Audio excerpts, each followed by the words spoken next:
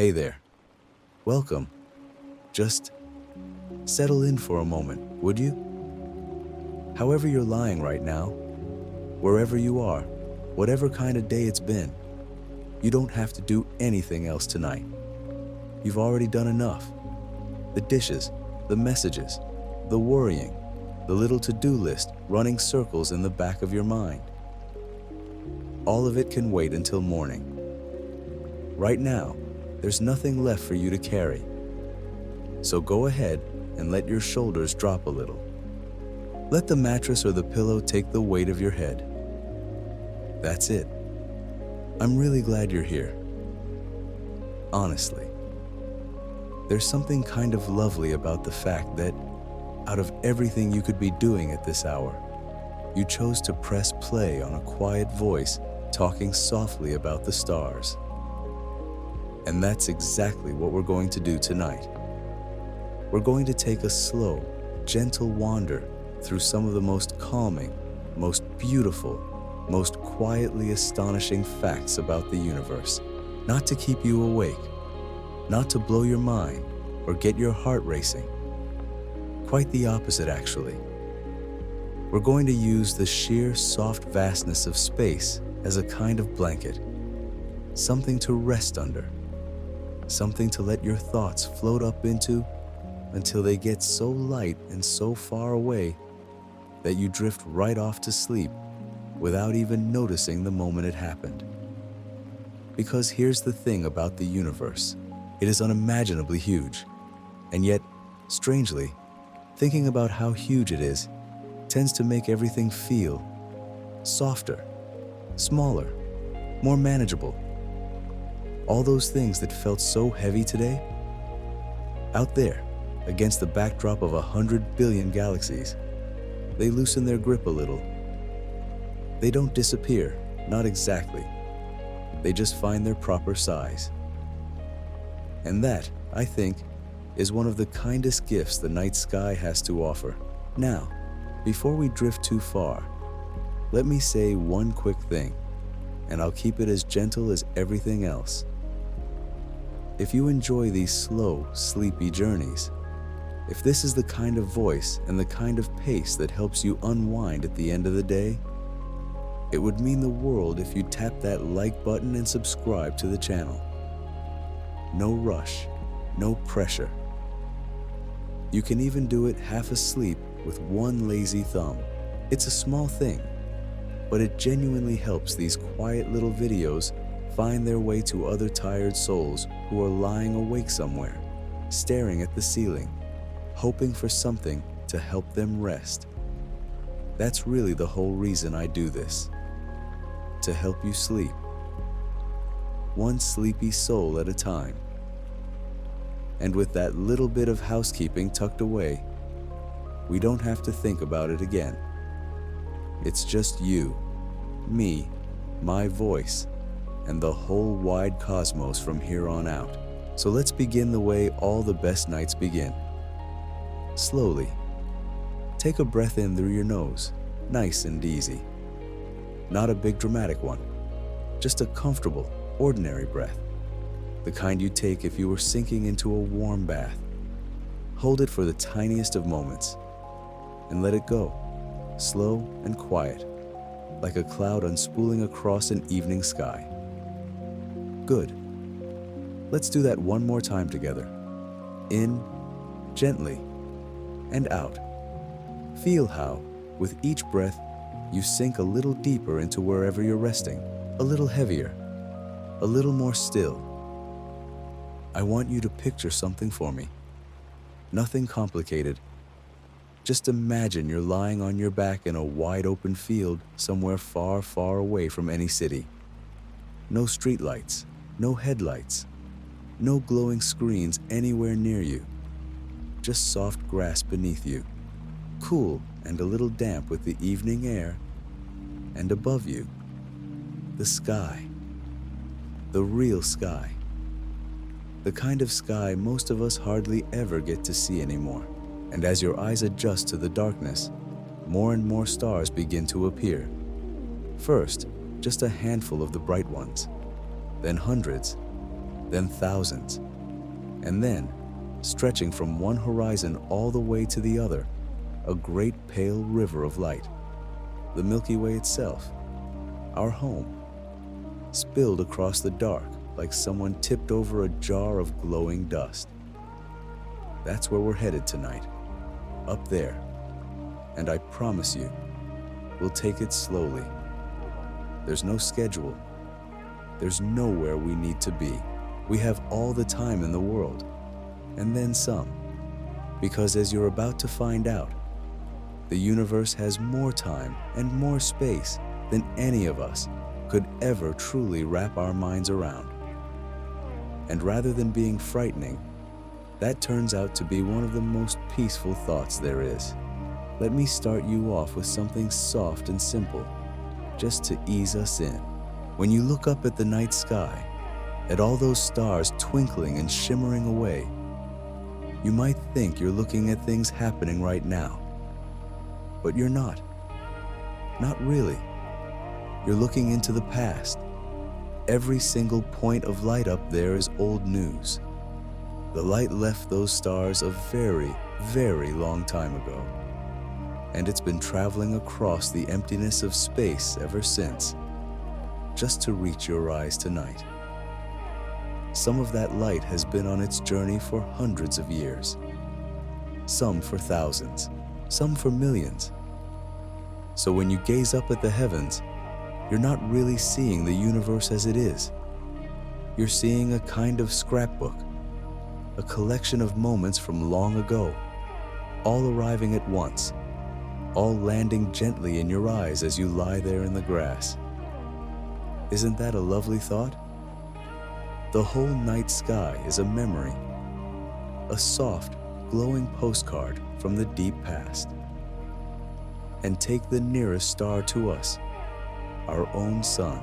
Even the light from the sun, which is practically our next-door neighbor in cosmic terms, takes a little over 8 minutes to reach us. So when you feel the warmth of morning sunlight on your face, that warmth set off from the surface of the sun 8 minutes earlier. If the sun were to simply vanish, poof, gone, we wouldn't even know for those 8 whole minutes. We'd carry on, blissfully unaware, bathed in light from a star that wasn't there anymore. But don't worry, the sun isn't going anywhere for a very, very long time.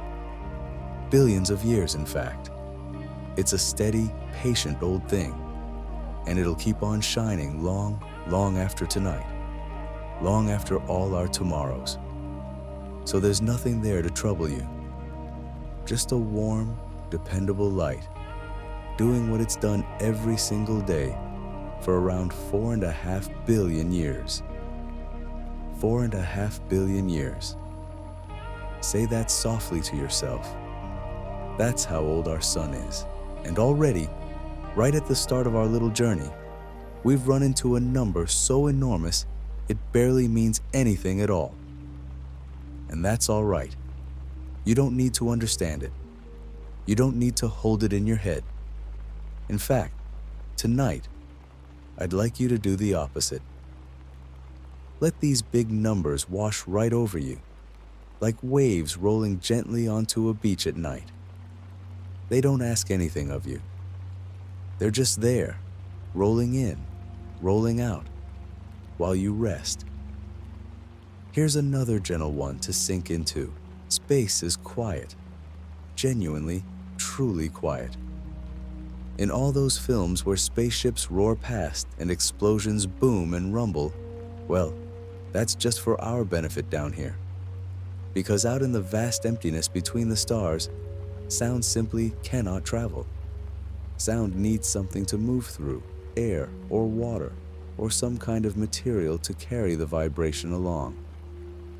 And space is mostly, wonderfully, empty. So it is perfectly, completely silent out there. The most profound silence you could ever imagine. Stars are born in silence. Galaxies spin in silence. Whole worlds drift around their suns without making a single sound. There's a kind of deep peace in that, don't you think? A silence so total and so old that it makes the quiet of your bedroom right now feel cozy and small and safe by comparison. And speaking of your bedroom, and you, lying there, let me tell you something that I've always found strangely comforting. You are made of star stuff. That's not a poem, not a metaphor. It's just true. The iron in your blood, the calcium in your bones, the oxygen you're breathing in and out right now as you settle down to sleep. All of it, every single atom, was forged inside the hearts of ancient stars. Long ago, stars far bigger than our sun lived their lives, and when they came to the end, they scattered all the elements they'd made out across the cosmos. And from that scattered dust, over unimaginable stretches of time, came planets, and oceans, and trees, and you. So the truth is, you're not separate from the universe up there, looking in from the outside. You are the universe. A little piece of it that somehow woke up and grew and learned to look back at the sky and wonder.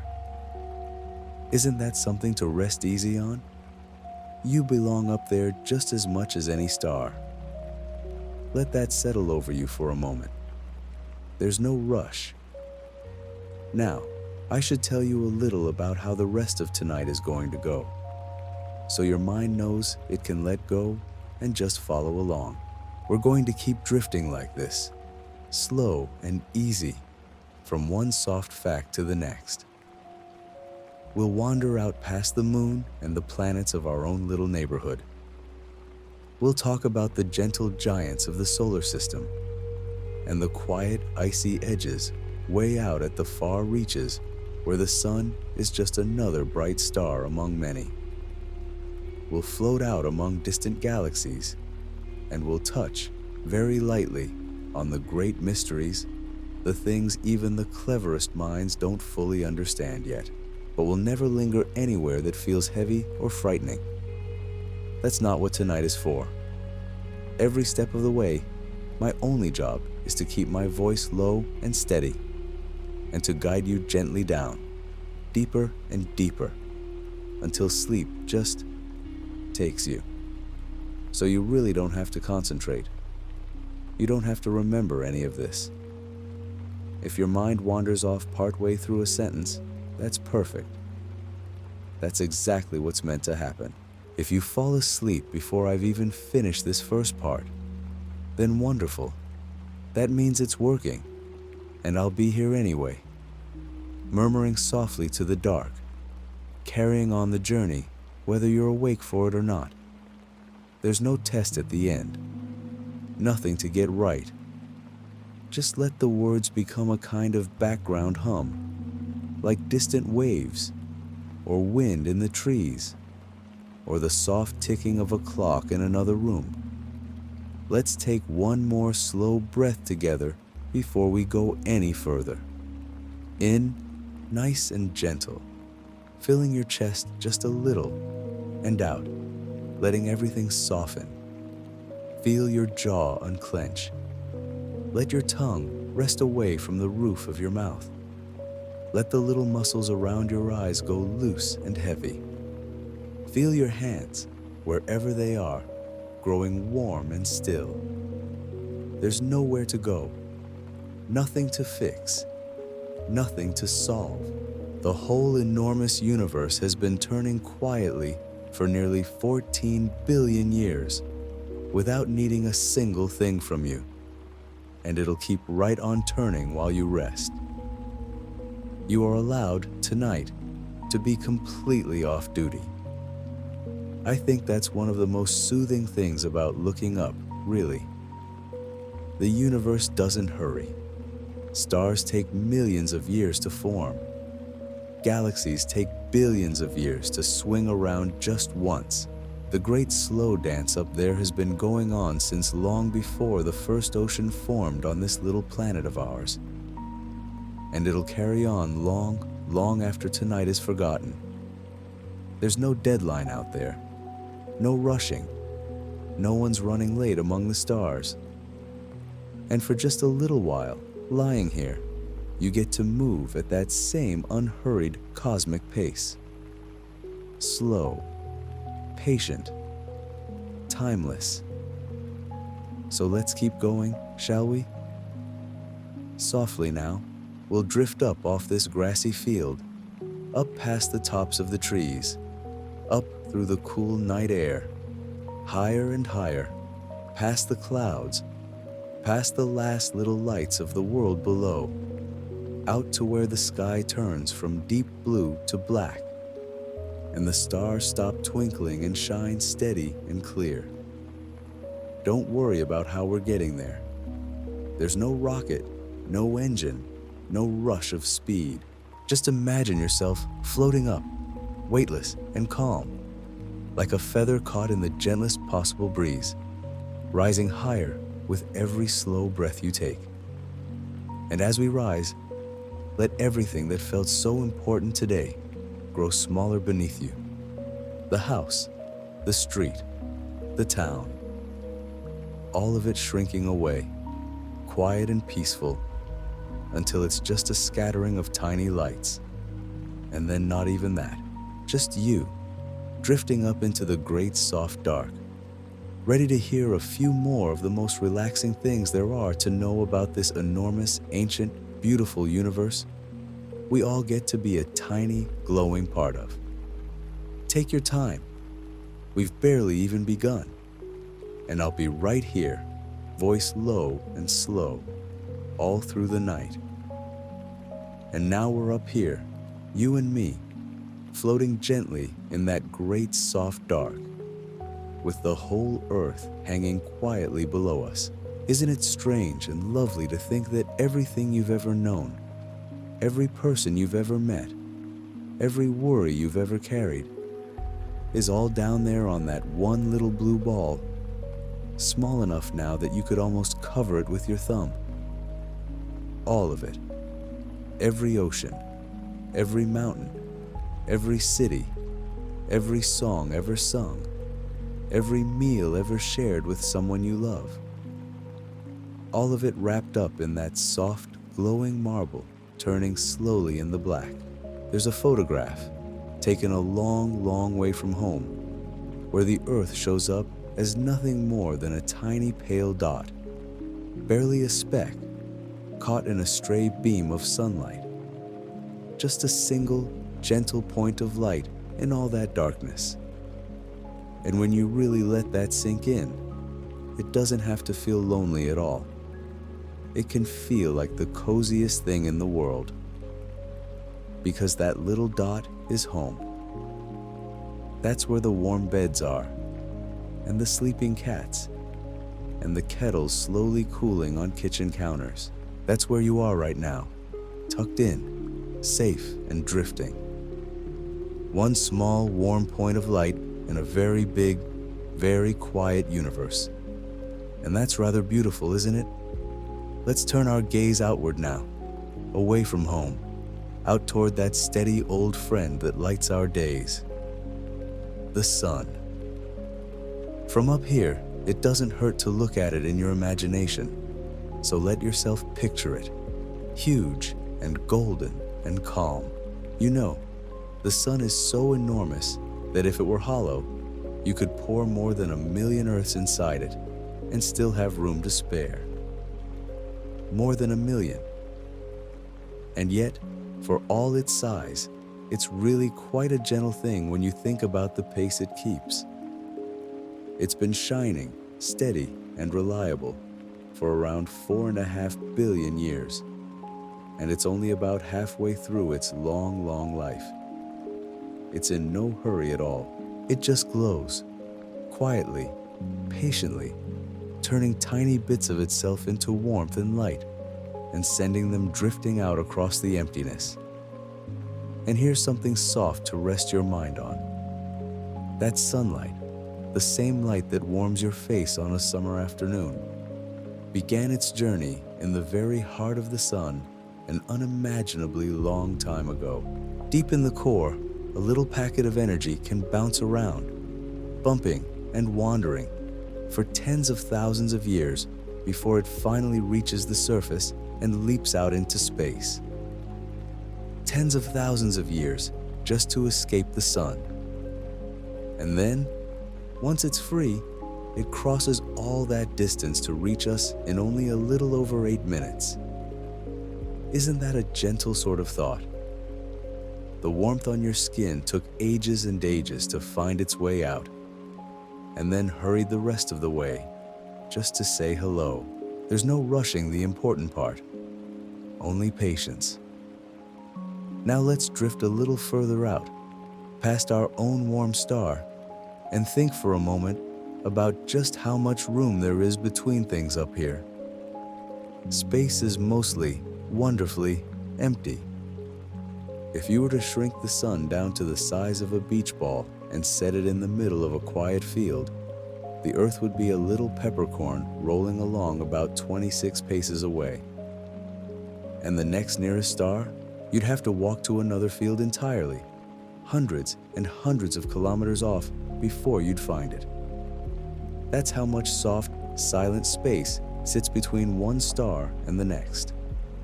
It's not crowded up here at all. It's spacious, roomy, calm. There's nothing bumping into anything else. Everything just floats, gently keeping its distance, drifting along its own slow path through the dark. I find that thought so restful, honestly.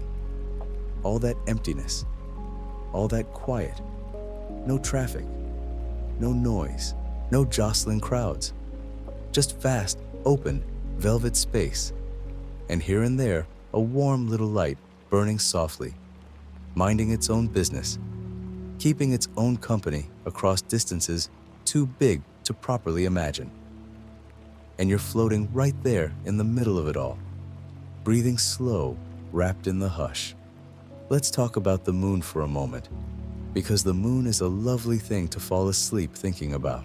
It's up there right now, whether you can see it or not, circling us the way it has for billions of years, faithful and unhurried. The moon is drifting away from us, ever so slowly, about 4 centimeters further every year. That's roughly the speed your fingernails grow. So slow, you'd never notice it in a whole lifetime. And yet, given enough time, it adds up. Long ago, the moon hung much closer and much larger in the sky, and the days were shorter, and the tides rolled higher. And far, far in the future, it'll sit smaller and further off. But tonight, right now, it's exactly where it should be, gliding gently along, gently tugging at the oceans, gently keeping our little world steady on its axis so the seasons stay soft and dependable.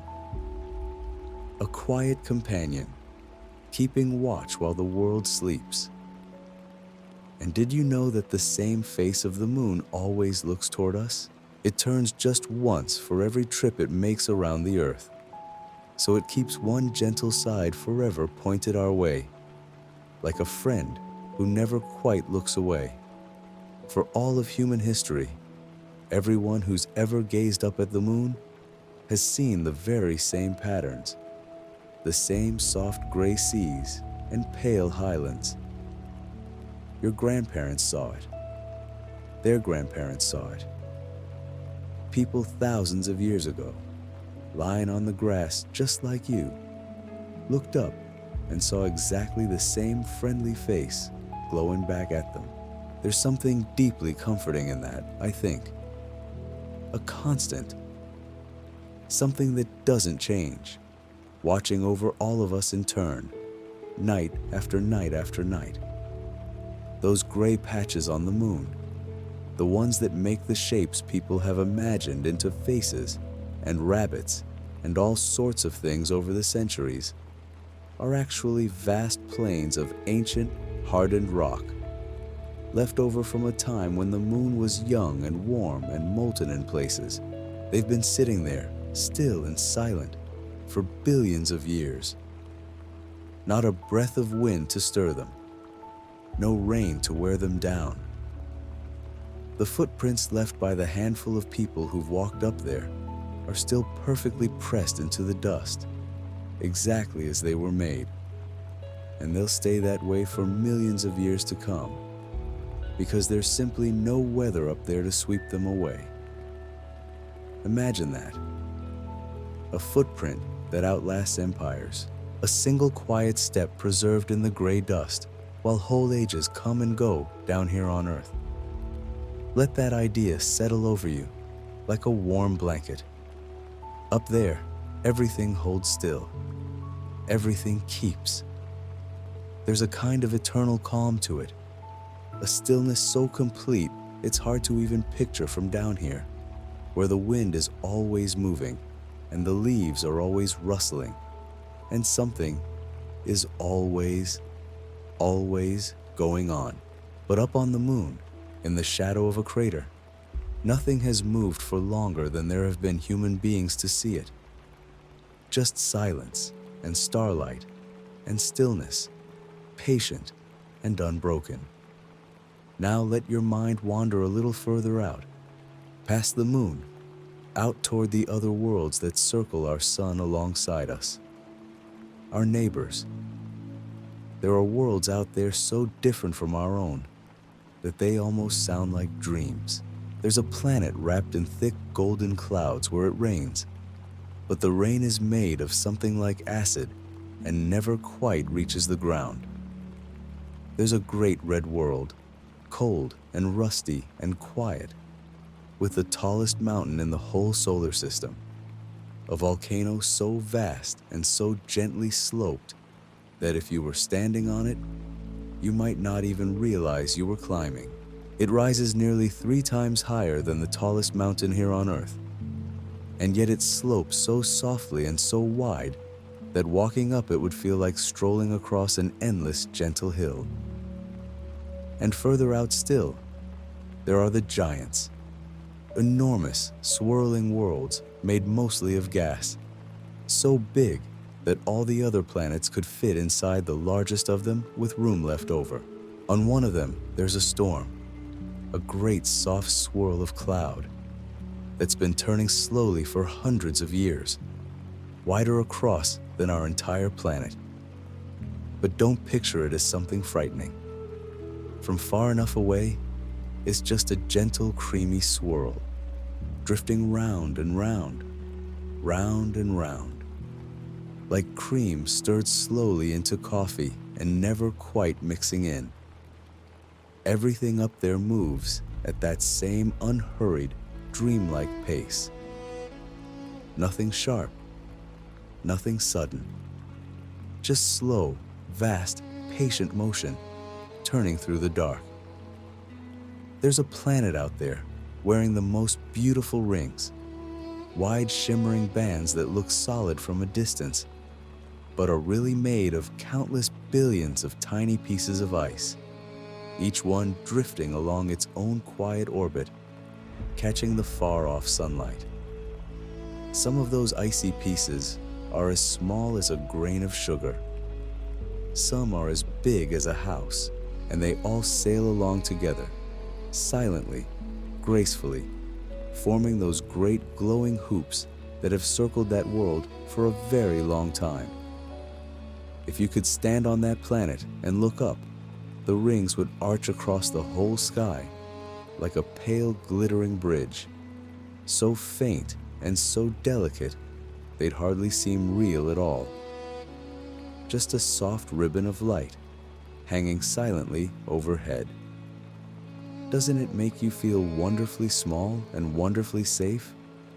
All at once, out there, these vast and gorgeous things have been quietly going about their business for billions of years, needing nothing from anyone, asking nothing of anyone, simply turning and drifting and shining in the dark. And down here, all we have to do is exist.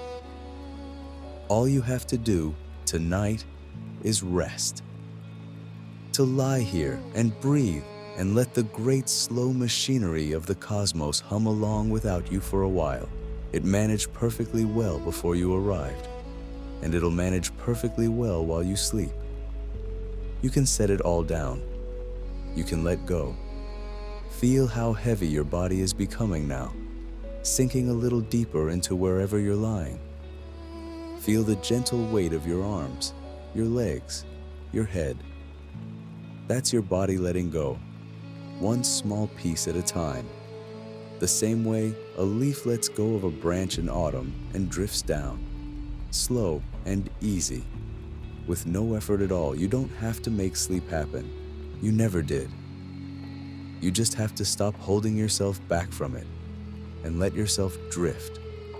The way those icy rings drift. The way the moon drifts. The way that pale little dot of earth drifts through the endless quiet dark. And there's so much more out there. So much more we've barely touched. Beyond the last of our neighboring worlds. Past the edge of everything the sun can warm. There's a great soft shell of frozen, sleeping comets, more of them than anyone could ever count, drifting out there in the deep cold on the very rim of our solar system. Some of them take millions of years to make a single slow loop around the sun. Millions of years for one lap. They fell asleep out there long before anything walked on the earth. And some of them won't come drifting back for longer than we can possibly imagine. Just resting, out there in the dark, in no hurry to be anywhere, on the gentlest and longest of all journeys. So stay with me here, soft and easy, floating in the quiet. We've drifted past the sun and the moon, past worlds of gold and rust and swirling cloud, past rings of ice and sleeping comets on the far cold edge of everything we know. And still, we've hardly begun. There's a whole galaxy waiting beyond all this, and beyond that, more than either of us could ever say. But there's no rush. There's never any rush out here. We'll get to all of it, slowly, gently, one soft fact at a time, all through the long and peaceful night. For now, just breathe. In, slow and gentle, and out, letting everything soften a little more. Let your thoughts grow long and slow and shapeless, like clouds pulling apart in a warm sky. And I'll stay right here with you, voice low, murmuring on into the dark, while you drift a little deeper towards sleep. Now, let me carry you a little further out, gently, the way you'd carry someone half asleep from the car to their bed. We've been drifting along the edge of our own little corner of things, and now I want to show you what our whole family of planets really looks like from far away. Because here's something soft and lovely to hold on to tonight. Our entire solar system, the sun, and all its worlds and moons and rings and comets, everything we've floated past so far, is really just one tiny, glowing speck tucked into the side of something enormous and slow and beautiful. A great spinning island of stars we call the Milky Way. And when I say enormous, I mean it in the gentlest possible way. Our galaxy is so wide that if you could somehow ride a beam of light straight across it, moving faster than anything in the whole universe can move, it would still take you around 100,000 years to get from one side to the other. 100,000 years just to cross the neighborhood we live in. So there's absolutely nowhere you need to be tonight. There's nothing out there rushing anywhere. Everything up there moves like honey, slow and thick and patient. And you're allowed to move that slowly too. And how many stars are drifting around inside that great glowing wheel with us? More than anyone could ever hope to count. If you tried to number them one at a time, one every second, all through the day and all through the night, never stopping to sleep, you would still be counting thousands of years from now. There are somewhere around 100 billion of them, maybe even more. each one a sun in its own right, each one warm and bright and quietly burning away in the dark.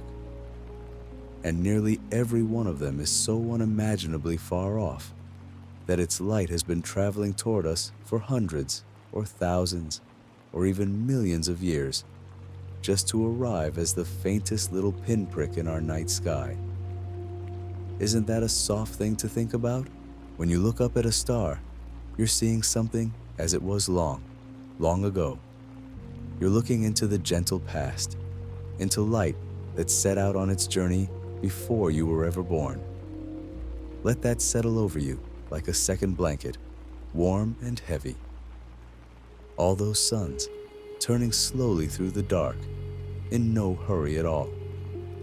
Now, we like to imagine that stars are lonely things, scattered far apart. And in a way, they are. But they're also part of one great, slow dance, all of them circling the center of the galaxy together, drifting around and around in enormous, lazy loops. Our own sun, carrying us along with it, is making that very same journey right now, as you lie here. We're all being swept in a huge, gentle circle around the heart of the Milky Way, moving faster than you could ever picture. And yet it's so smooth, so steady, that you never feel a thing. You've been traveling this whole time. You were traveling as you brushed your teeth tonight. You were traveling as you settled into bed. You're traveling right now, carried softly through space on this warm little world. And all you have to do is lie back and let it carry you. And here's the part I find most soothing of all. One full loop around the galaxy, one single lap for our sun, takes something like 230 million years. 230 million years for one turn. The last time our sun was in the very spot it's passing through tonight. There were no people anywhere on Earth. There were no cities, no lights, no names for anything. There were creatures we'd hardly recognize, wandering across a world that looked nothing like ours. That's how slow and patient this great wheel turns.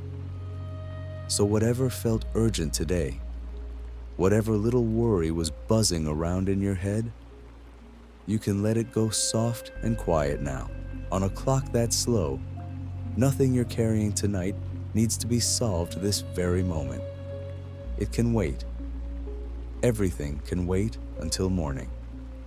Let's drift a little closer to some of those stars, softly, the way you'd lean in to look at something without wanting to disturb it. Stars aren't all the same, you know. They come in the most wonderful range of colors and sizes. And the color of a star tells you something quiet and lovely about how warm it is. The coolest stars glow a deep, restful red, like the last embers in a fireplace when the night is winding down and everyone's grown drowsy. The hottest ones burn a brilliant blue-white, like the very center of a candle flame. And our own sun sits somewhere gently in the middle, a warm and mellow yellow, exactly the sort of light you'd want falling across a lazy afternoon. And some of these stars are so vast that they make our sun look like nothing more than a grain of sand. There are stars out there so enormous that if you were to place one where our sun sits, it would swallow up everything, all the little inner worlds, spreading out past where the earth floats now, on and on. And yet, for all their size, they hang there so quietly, so peacefully, glimmering away in the deep dark, asking nothing of anyone, just being what they are. There's something so restful in that, isn't there? Something so calm about a thing that simply exists, without needing to prove a single thing to anyone, without hurrying, without worrying. You can be like that tonight. You don't have to do anything. You don't have to be anything. You can just glow softly in the dark and let the hours drift by. Now, between all those stars, you might think there's nothing at all, just empty blackness stretching on forever. But even the spaces between the stars are full of the softest, dreamiest things. Drifting through the dark, there are enormous clouds, great slow banks of gas and glittering dust. Some of them so wide it would take light thousands of years to cross from one edge to the other. And these clouds are where new stars are quietly born. Deep inside them, over unimaginably long stretches of time, the gas gathers and gathers ever so slowly, drawing itself together in the cold and the dark, until at last, in the very heart of it, a brand new star flickers softly to life and begins to shine. Isn't that a beautiful thought to fall asleep on? That even now, all across the galaxy, in these vast, quiet nurseries of dust and light, new stars are gently coming into being, one soft glow at a time. There's no drama to it, no sudden flash. It happens over millions upon millions of years, so slowly that it looks, from the outside, like nothing is happening at all. Just a soft cloud, drifting in the dark, quietly making light. The whole universe is patient like that. It has all the time in the world, and so, tonight, do you? And these clouds, oh, they're some of the loveliest things in all of space. If you could drift right up to one, you'd find it glowing in the faintest colors, soft pinks and gentle blues and the palest greens, lit from within by the young stars nestled inside them. People have given some of them the most fitting names, names that sound like things you'd see in a dream.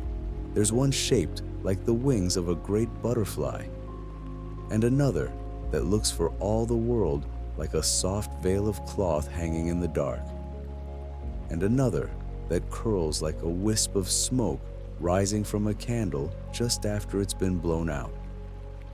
They spread across distances so vast that our whole solar system, everything we've drifted past tonight, would be no more than a tiny speck lost somewhere inside them. So picture yourself drifting through one now, if you like, floating, weightless, through a soft glowing mist that stretches on gently in every direction. Warm colors drifting slowly past you. Brand new stars glimmering here and there like far-off lamps seen through fog. Nothing to bump into, nothing to worry about, nothing to do but drift and breathe and let the soft light wash over you as you sink a little deeper towards sleep. And here's another quiet marvel to rest your mind on. Everything you are, everything you've ever touched, the very stuff you're made of, came from stars just like these.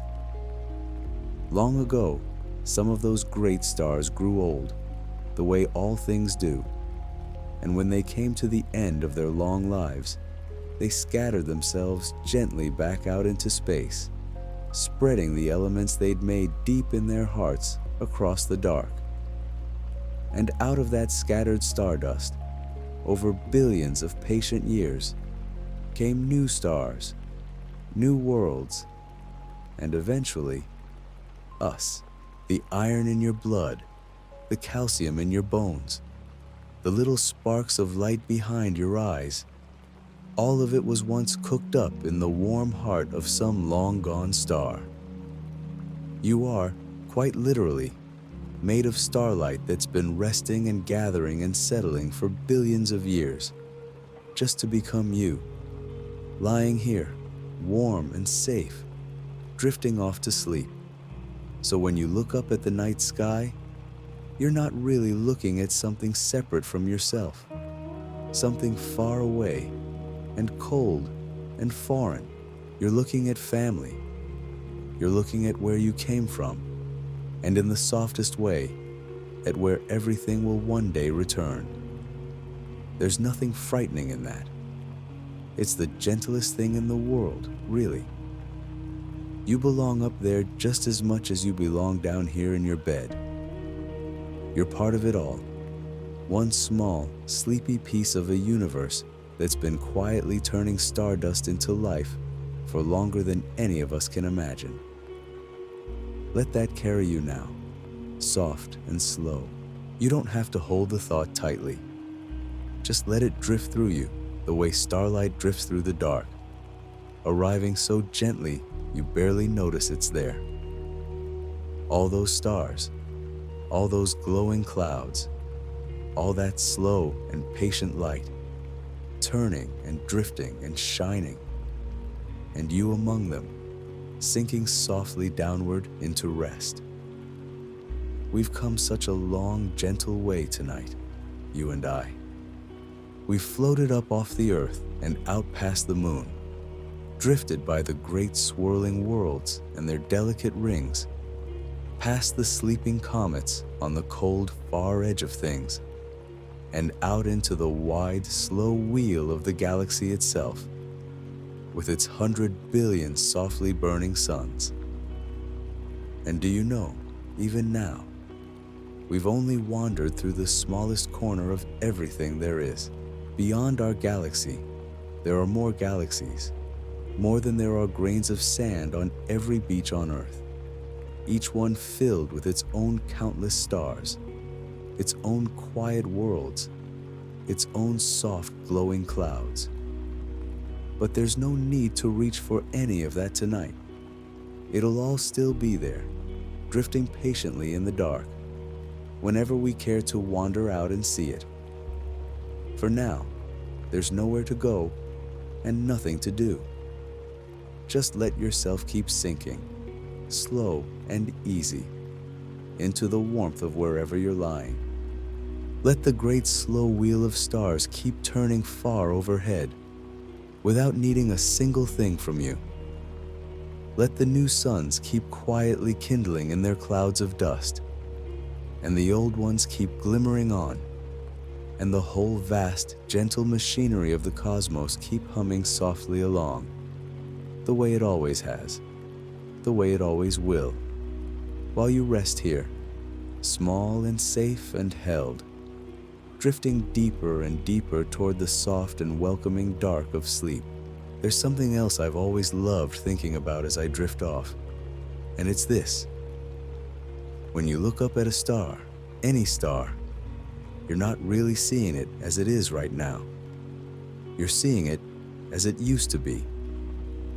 The light that's touching your eyes tonight left that star a long, long time ago, and it's been traveling patiently across the dark ever since, just to reach you. Some of those little points of light set out on their journey before you were born. Some left before anyone alive today was born.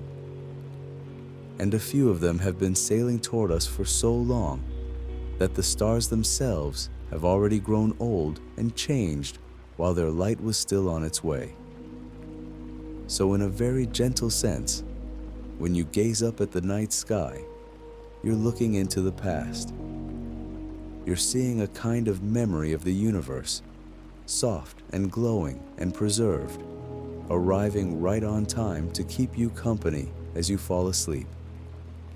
Isn't that a lovely thing to rest your mind on? That the sky above you is a scrapbook of light, each star a snapshot from a different moment, all of them gathered together into one quiet picture just for you. You don't have to sort them out or make sense of them.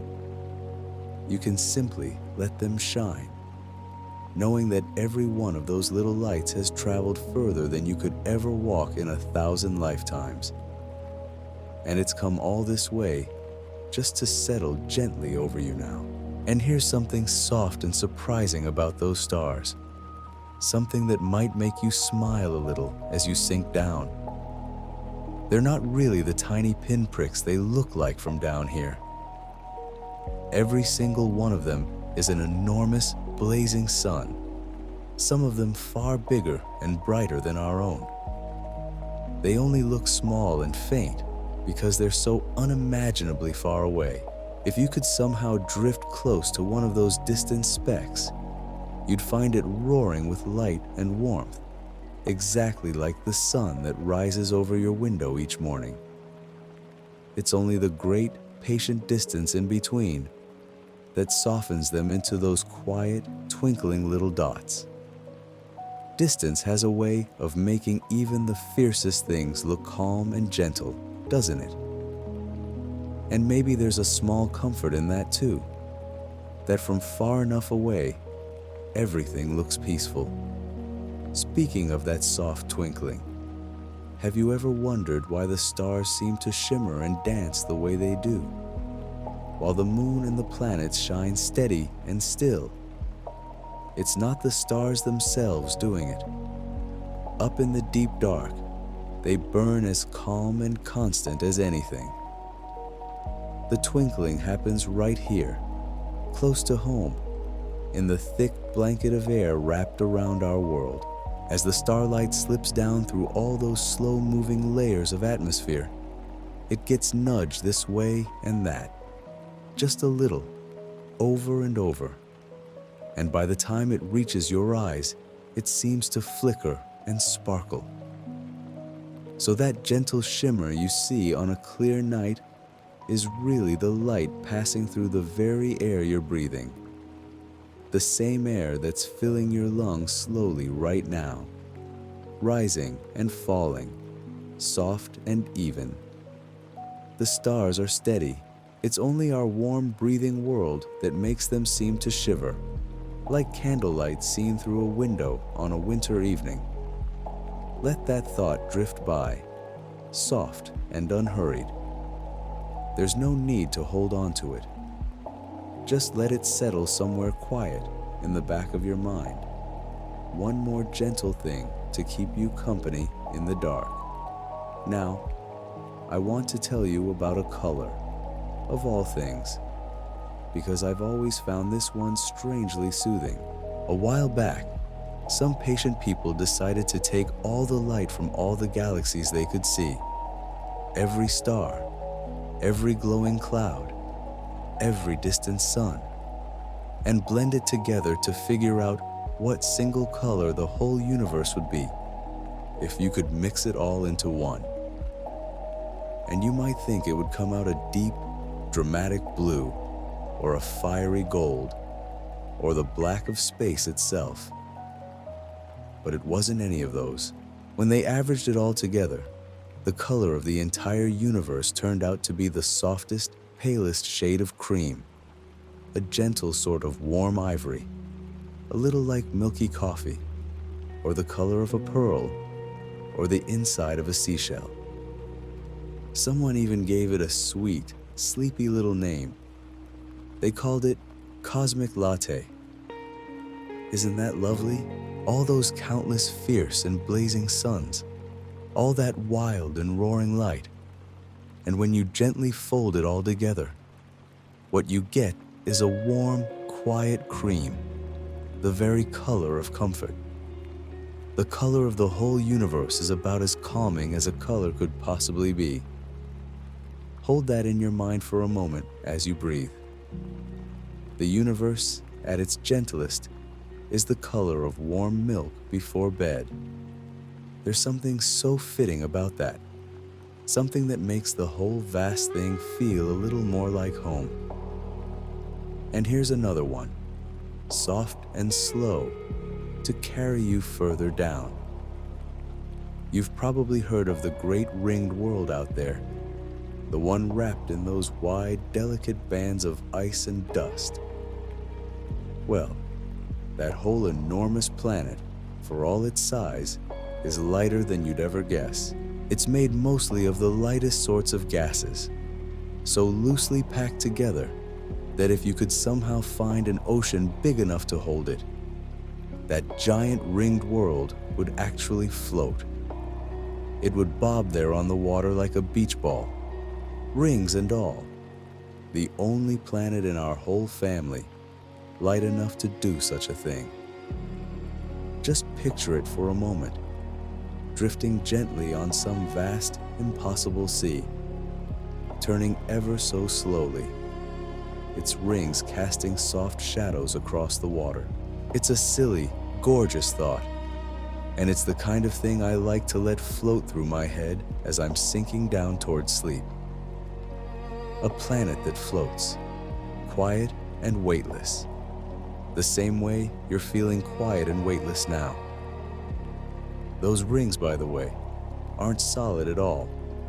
Though they look so smooth and complete from far away, they're made of countless billions of pieces of ice, each one tumbling along its own slow path, some as tiny as specks of dust, some as big as houses, all of them sparkling in the faraway sunlight. If you could drift out there and float alongside them, you wouldn't see one great solid band at all. You'd see a slow, glittering river of ice, each little piece drifting peacefully beside its neighbors, catching the light as it goes, turning and shining, and never once bumping into anything in a hurry. It's one of the most peaceful sights in all the solar system. A whole ring of gentle tumbling snow, going round and round for as long as anyone can imagine. Let yourself drift a little further now, out past all of that, and let me tell you something soft about the space in between the stars. You might think that the emptiness out there is bitterly, harshly cold, and in a way it is, but there's a gentleness to it too. All through the great dark, there's a faint, even warmth left over from the very beginning of everything. A soft glow of ancient light that fills every corner of the universe, in every direction you could ever point. It's far too faint and slow for your eyes to see, but it's there all the same, wrapped around everything. The oldest light there is, older than any star, older than any world. It's the warm afterglow of the universe's very first morning, and it's been spreading out gently and cooling slowly for longer than there have been eyes to notice it. Even now, it's drifting softly through the room where you're lying, passing through you and everything around you, quiet and harmless and impossibly old. You're bathed in the faintest light of the beginning of all things, and you never even feel it. It just holds you, the way it holds everything else, softly and without asking for a thing. There's a real comfort in that, I think, that even the emptiest, darkest stretches of space aren't truly empty at all. They're filled, edge to edge, with that gentle ancient warmth, a whisper of light that connects the very first moment of everything to this very moment, right here, with you sinking deeper into your pillow. Nothing out there is as lonely or as cold as it might first seem. It's all wrapped in the same soft glow, all part of the same long, slow, gentle story. And speaking of slow, let me tell you about one of the most unhurried things in all creation. There's a world not so far from us, one of our own bright neighbors, that turns so lazily on itself that a single one of its days lasts longer than its entire year. Just think about that for a moment. Slow and easy. On that world, the time it takes to spin around once is longer than the time it takes to travel all the way around the sun. The days there stretch out so long and so leisurely that if you lived on that world, you'd have a birthday before you ever finished a single afternoon. It's the slowest spinning world we know, drifting through its own long golden days without the faintest hint of hurry. And I find something wonderfully restful in that, honestly. Out there, there's a whole world that has never once been in a rush, that takes longer to greet a single sunrise than to circle its star. Let that slowness soak into you now. You've got nowhere to be either. You can take as long as you like, as slow as you please. sinking gently towards sleep, one soft breath at a time. The truth is, the whole universe moves at its own patient pace, and almost none of it is in any kind of hurry. Worlds turn slowly, stars burn slowly, whole galaxies wheel around so gradually that a single turn takes longer than we could ever really picture. Nothing out there is anxious. Nothing out there is running late. The cosmos has all the time in the world, quite literally, and it spends that time gently, drifting and turning and glowing, never once worried about what comes next. And tonight, for these few quiet minutes, you get to move at that same easy pace. You can let go of every clock and every deadline and every hurried thought, and simply drift along with the slow turning of everything, as calm and unbothered as a distant star. Before you slip all the way down, I want to leave you with one more soft and lovely thing. Out among the countless clouds of dust and gas that float between the stars, there are places where the makings of the sweetest and simplest things drift freely in the dark. In some of those great cold clouds, scientists have found the very same gentle ingredients that give a raspberry its flavor, and a faint hint of something not unlike the smell of warm rum, floating out there in the emptiness between the suns. Isn't that a funny, tender thought? That somewhere far overhead, drifting in the quiet, there are clouds that carry the faintest whisper of sweetness, as though the universe itself were baking something slow and gentle in the dark. You don't have to understand it or explain it. Just let it make you smile a little as you sink. The idea that even the cold spaces between the stars hold something soft and sweet, waiting patiently in the dark. Before we drift on together into the next stretch of our journey, I'd love it if you'd do one small, gentle thing for me. Whenever you happen to wake in the morning, feeling rested and warm. Down below this video, there's a little space to leave a comment, and I always love reading them. So if you feel like it, tell me which of these quiet facts drifted through your mind as you fell asleep, or share the very last thing you remember hearing before you slipped away into rest. Maybe it was the color of the whole universe, soft as warm milk, or the world that floats, or the starlight that traveled so far just to find you. Whatever it was, I'd love to know. And if there's a corner of the cosmos you'd like us to wander through on some future sleepy evening, tell me that too. Your little notes are a gentle joy to read, and they help me know just what sort of soft, slow journeys to bring you next. But there's no need to reach for any of that right now. For now, there's nothing to do at all but keep drifting, slow and easy, deeper and deeper into the quiet, while the whole gentle universe turns softly on above you. And here we still are, you and me, floating together in the hush at the far edge of everything, with no reason at all to hurry along. So let me keep going, soft and slow, and share a few more gentle things with you while you rest. Here's a lovely one to sink into.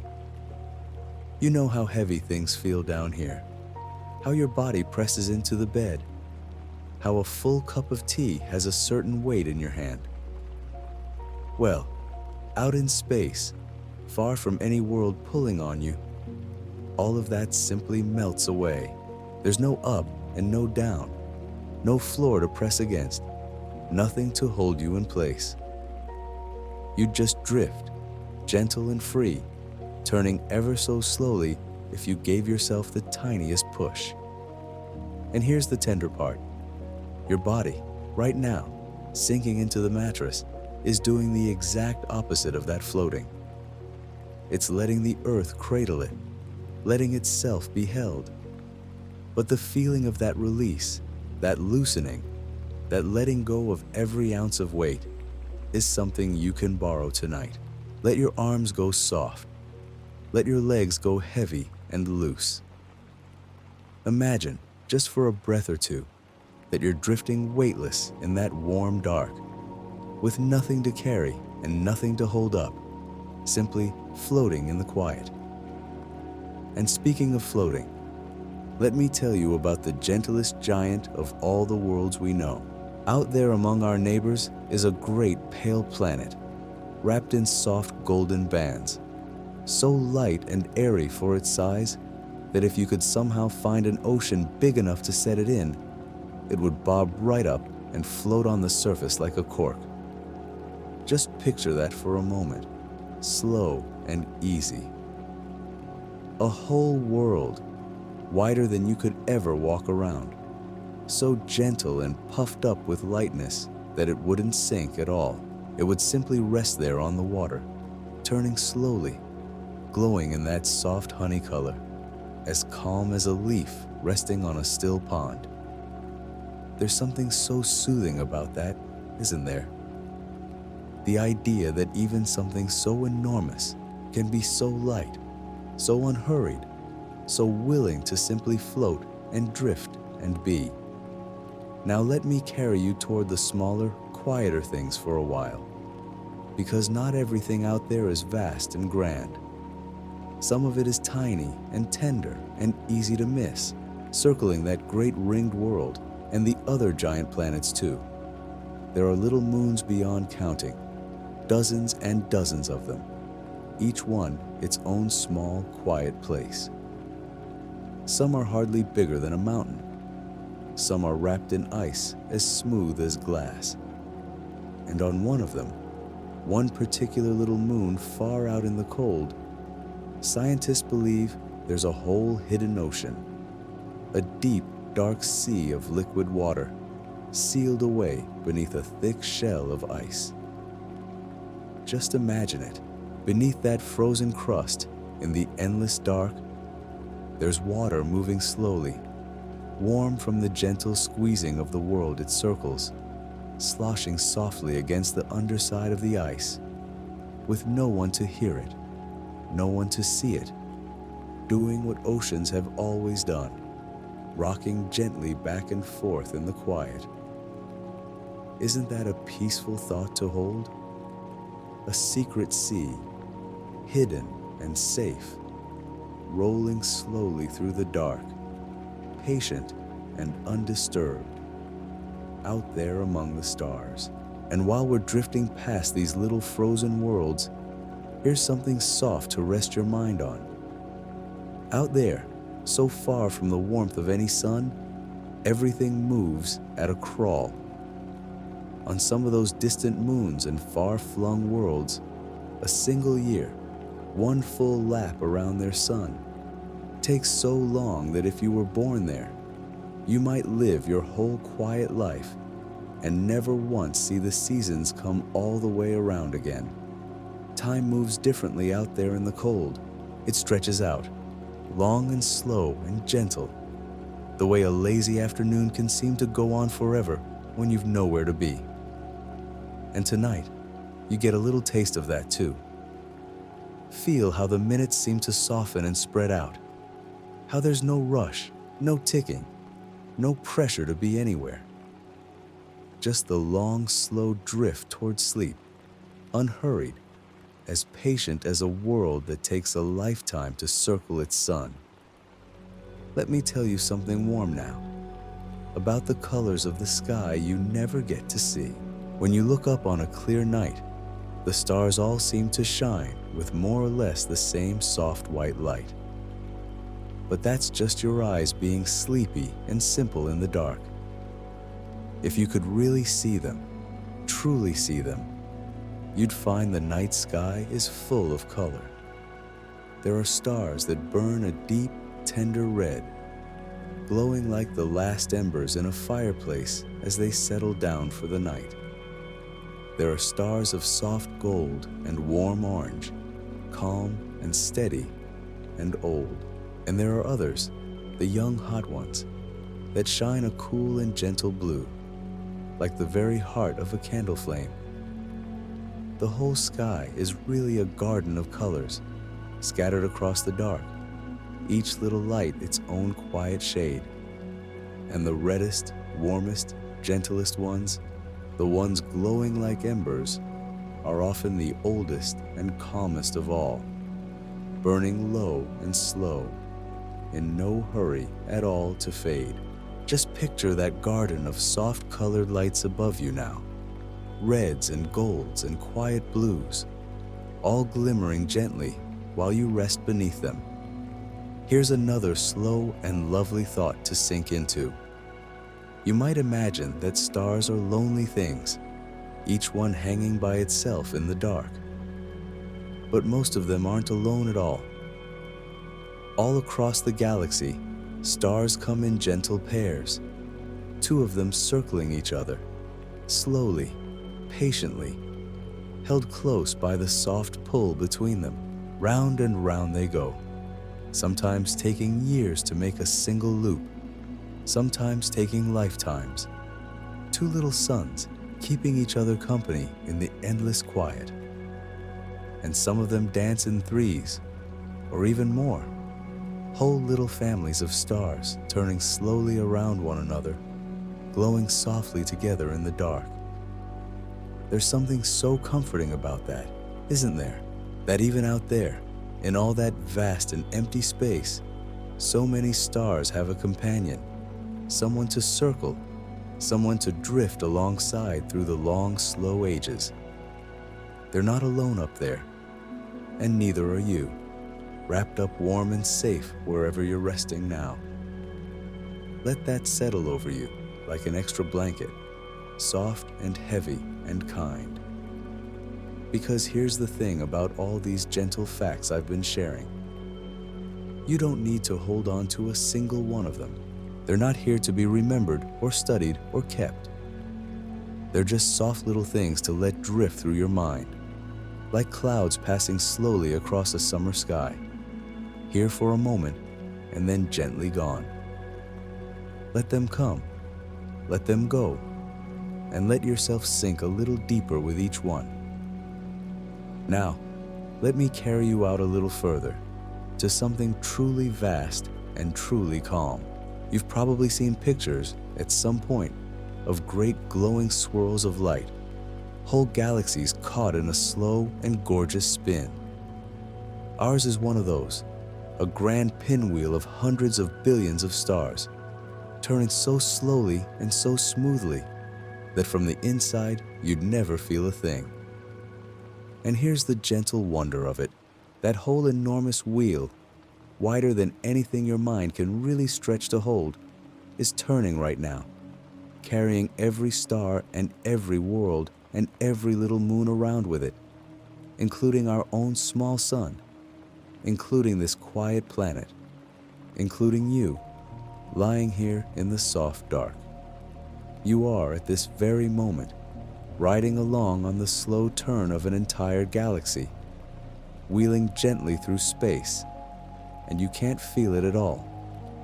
There's no lurch, no spin, no dizziness, just smooth, silent, endless motion, carrying you along as tenderly as a boat drifting down a slow and lazy river.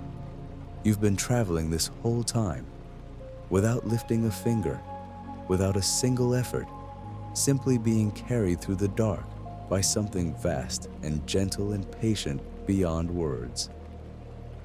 And out among all those turning galaxies, here's a thought so soft it almost feels like a lullaby. The space between the galaxies is even emptier and even quieter than the space between the stars. If you were to float out there, in the great dark gulf that lies between one island of stars and the next, you could drift for an unimaginably long time and never bump into anything at all. It's the deepest, stillest, most peaceful emptiness there is. A silence so complete and so gentle that it wraps all the way around you. Nothing to disturb you, nothing to reach you, Just soft, dark, endless calm, stretching out in every direction. And strange as it sounds, there's such comfort in that there are places so quiet, so still, so utterly at peace, that nothing ever hurries through them, and nothing is ever late, and nothing is ever anything but calm. Let a little of that deep quiet settle into you now, into your chest, into your slow and easy breathing, into the gentle weight of your resting body. Here's one more tender little fact before I let my voice go softer still. All those galaxies, all those grand glowing wheels of stars, they're not scattered about at random. They gather together slowly, gently, into great loose groups, like friends drawn quietly toward one another across the dark. Ours belongs to a small, cozy cluster of galaxies, all of them drifting along together through space, keeping each other loose company across distances so vast they barely seem to change at all. And those little groups belong to bigger gatherings still, soft chains and gentle clusters of light strung across the whole universe, like dew caught on a spider's web at dawn, glimmering faint and delicate in the quiet. It's all connected in the gentlest possible way. Everything drifting, everything gathering, everything slowly leaning toward everything else, held together by the softest pull there is. Nothing forced, nothing rushed, just a slow and patient coming together over ages and ages, out there in the dark. Let yourself rest in that for a while. The idea that the whole universe, from the tiniest grain of frozen dust to the grandest wheel of 100 billion suns, is bound together by something soft and gentle and slow. That everything belongs somewhere. That everything is held. That nothing out there is truly alone. And nothing is ever truly lost. And everything, in its own patient way, is drifting gently toward everything else, in no hurry at all to arrive. And here you are, in the middle of all of it, wrapped up warm and safe, carried along on the slow turn of a galaxy, held gently by the same soft forces that hold the stars in their pairs and the galaxies in their clusters. You belong here just as surely as they do. You're part of the same slow, gentle turning, the same patient drift, the same quiet dark that cradles all those glowing worlds. There's nothing you need to do to earn your place in it. You're already here. You're already held.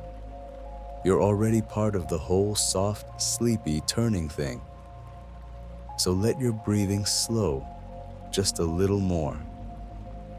Let your body grow just a little heavier, and let all these gentle thoughts, the floating worlds and the hidden seas, the colored stars and the slow dancing suns, the vast turning wheels and the quiet gulfs between them, let them all drift away as softly as they came, leaving nothing behind but the warm, dark, peaceful hush of the universe, holding you close as you sink slowly, gently, easily down towards sleep. And now, while you're resting here so peacefully, let me tell you something soft about how far away the nearest star really is. Not the sun, of course, but the next closest one after it. The very first neighbor we'd meet if we drifted off in search of another sun to keep us company. It's so far away that even light, the fastest traveler in all the universe, takes more than 4 years to make the trip. Just imagine that for a moment, slow and easy. If you left tonight, riding along on a beam of that swift silver light, you'd sail through the dark for 4 whole years and a little more before you finally arrived. And that's the closest one. That's the near one, the neighbor, the friendly little glow, just next door in cosmic terms. Isn't there something wonderfully calming in that? All that room, all that gentle, unhurried space between one warm little sun and the next, filled with nothing but quiet and stars and the soft, slow drift of everything through the dark. And here's a tender little thought to rest on.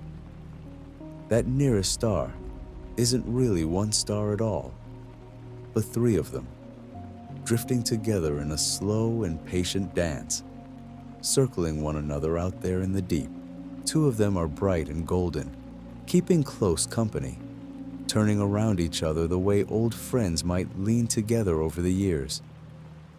And the third is a small, dim, gentle ember of a star, drifting a little apart from the other two, taking its own slow, easy path around them, across such enormous stretches of time, that a single loop takes longer than you could ever really hold in your mind. Just three quiet suns, keeping each other company in the dark, in no hurry to be anywhere, simply turning and glowing and drifting along together, as they have for billions of years. Let that image settle over you now, soft and warm. Three little lights, far away in the dark, leaning gently toward one another. Nothing hurried, nothing troubled, just a slow, patient dance that's been going on since long before there were any eyes to see it, and will go on long after this quiet night has faded into morning. Now let me tell you something lovely about the colors of the stars themselves, because it's one of the gentlest secrets the sky keeps. When you look up on a clear night, most of the stars seem to shine a plain and simple white. But that's just because our eyes go a little colorblind in the dark. If you could see them truly, the way a patient camera sees them over a long, slow exposure, you'd find the whole sky scattered with the softest tints imaginable. Some stars glow a warm and sleepy orange, the color of a candle burning low. Some shimmer a pale and tender gold, and some, the hottest and youngest of them all, shine with the faintest cool blue, like the very last light left in the sky after the sun has slipped away. A whole quiet garden of colors up there, blooming in the dark, most of them far too soft for us to notice with a casual glance. And here's the gentle reason behind all those colors. A star's color is really just a way of telling you how warm it is. The cool, restful ones glow red and orange, taking their time, burning low and slow and patient. The hotter ones shine white and blue, blazing away more fiercely. It's a little like the embers in a fire, if you think about it. The deep red coals, glowing quietly at the bottom, are the cooler ones, while the brightest, whitest part of the flame is the hottest. The whole sky is like that, a scattering of embers at every different warmth, each one glowing its own soft color, all of them drifting slowly through the dark together. Isn't that a peaceful thing to picture as you lie here? A sky full of gentle firelight, every star a different glowing ember, warm and cool and gold and blue, all of them shining quietly down on you as you sink a little deeper into rest. Let me tell you now about one of the calmest, longest-lived things in all the universe. Those small, cool, red stars, the sleepy orange ones, aren't just lovely to look at. They're also the most patient, the most enduring, the longest-lasting stars there are. A big, bright star, for all its dazzle, burns through its life in a great hurry, shining fiercely and then fading away in what is, by cosmic standards, hardly any time at all. But these small red ones sip at their fuel so slowly, so gently, so carefully that they can go on glowing softly for an almost unimaginable length of time. Far, far longer than the universe has even existed so far. Some of the little red stars burning quietly out there tonight will still be glowing long, long after the brighter suns have all faded, keeping their soft, patient light for stretches of time so vast the numbers stop meaning very much at all. There's such comfort in that, I think, that the gentlest, quietest, least showy stars are the ones that last the longest. That slow and soft and steady wins out in the end over all that fierce, bright hurry. Let that little thought keep you company as you drift. The idea that quiet things endure, that softness lasts, that there's a deep and lasting strength in taking your time. And now, while your breathing slows and your thoughts grow soft and blurry at the edges, let me tell you something wonderful about the space between the stars. The quiet dark that fills the gaps in that great firelit garden. You might imagine it as completely empty, just cold and black and endless, but scattered all through it, drifting in the deep, there are the faintest wisps of gas and dust, so thin and so spread out that they'd barely count as anything at all.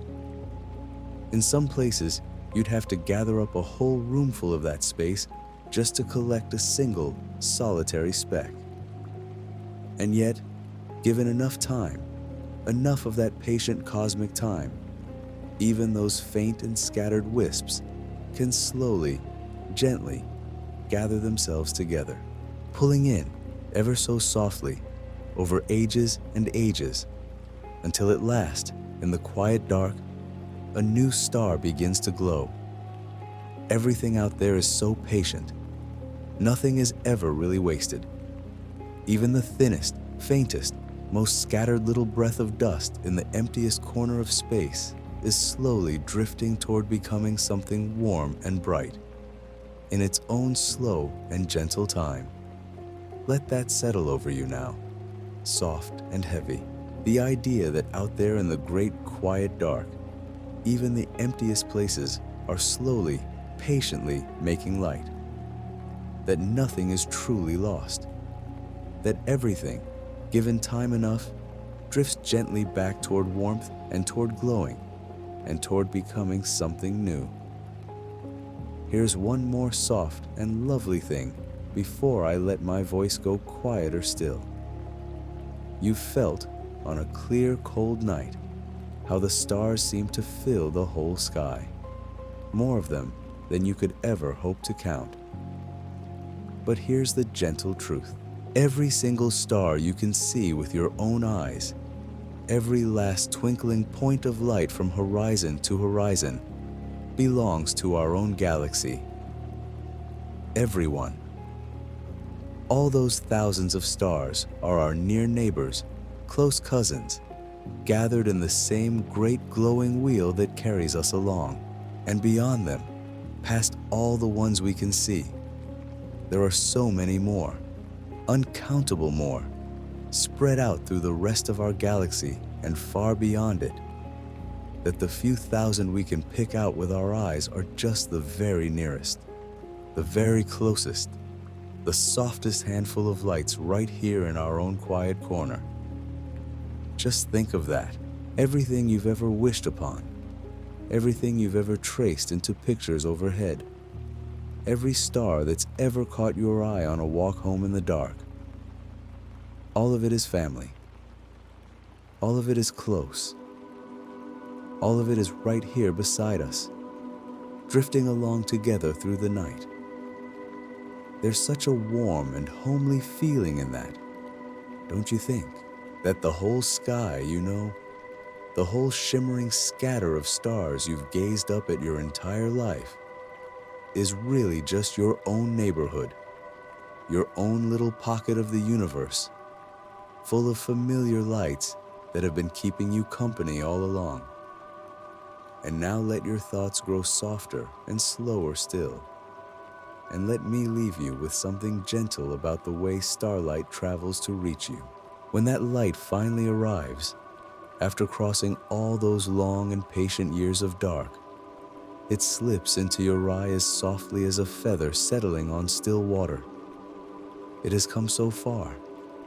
It has waited so long. It has drifted across distances so vast they hardly bear thinking about. And its whole long journey ends here, gently, quietly, in the simple act of you looking up. There's something so tender in that, I think, that every time you glance at a star, you're catching the very end of a journey that began before you were born, before your grandparents were born, sometimes before there were any people at all. And it all comes to rest, at last, in you, in your quiet, upturned face, in your slow and easy breathing, in this soft and peaceful moment, right here, right now. So let all of that drift through you gently as you sink a little deeper. The three quiet suns dancing far away in the dark, the whole garden of colored embers glowing softly overhead, the patient little red stars that outlast everything, sipping slowly at their light, the faint scattered dust that drifts over ages back toward warmth, and all your familiar neighbors, the whole shimmering wheel of them, carrying you along through the endless, gentle night. Let it all float there soft and warm and far away, asking nothing of you, needing nothing from you, simply glowing quietly in the dark as you drift slowly, easily, peacefully, down toward sleep. Let me tell you now about a strange and lovely thing that happens on one of our neighboring worlds, a soft little fact that I've always found oddly soothing.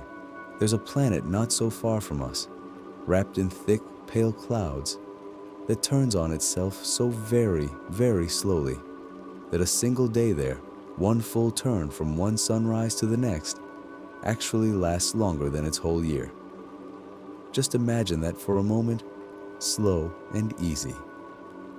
A place where the day is longer than the year, where the ground beneath you would drift around so gently, so patiently, that you'd wait longer for the sun to come round again than you'd wait for the whole world to finish its lap around its star. There's no hurry there at all, nothing rushing, nothing racing, just a slow, dreamy turning, so unhurried it hardly seems to move. A whole world taking its time in the warm dark. And I find something wonderfully calming in that. The idea that somewhere out there, time itself seems to stretch out and soften. That the days pour by like honey, thick and golden and slow. And while we're drifting near that quiet corner, let me tell you about another of our neighbors, one that lies tipped right over on its side. Most of the worlds out there spin more or less upright, like tops set gently turning on a table. But this one, a great cool ball of pale blue-green, rolls along on its side instead, tilted so far over that it seems to be lying down as it circles, rolling around its star, the way a marble might roll slowly along a groove. And because it lies that way, its seasons are the strangest, slowest things imaginable.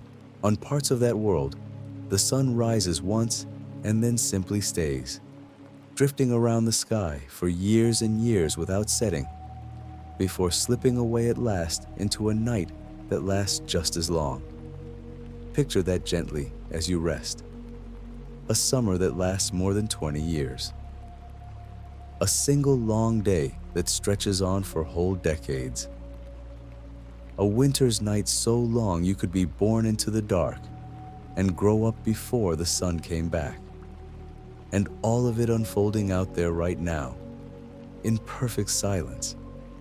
That great tilted world rolling slowly through the cold, keeping its own patient time. Now let your thoughts drift a little closer to home, back toward our own faithful moon, because there's something tender I've been wanting to tell you about it. You might think the moon has always hung just where it hangs tonight, the same soft distance away, keeping us the same quiet company it always has. But the truth is gentler and stranger than that. The moon is very slowly drifting away from us, easing outward a tiny bit further every year, about as much as your fingernails grow in that same stretch of time. It's the softest, slowest goodbye there ever was. So slow that no one could ever feel it. So gradual that it will go on for longer than there have been living things on the earth. And so, long, long ago, when the world was young, the moon hung closer and larger in the sky, a great bright lantern looming overhead. And far, far into the future, it will drift smaller and further still. But for now, for you, for tonight, it sits just where it needs to be, close enough to light your window, close enough to lay a silver path across the water, close enough to keep watch over you as you fall asleep. Let that thought hold you gently, that the moon is with us for this long, warm moment, neither rushing toward us nor hurrying away, simply drifting alongside us at the pace of growing fingernails, patient beyond all imagining.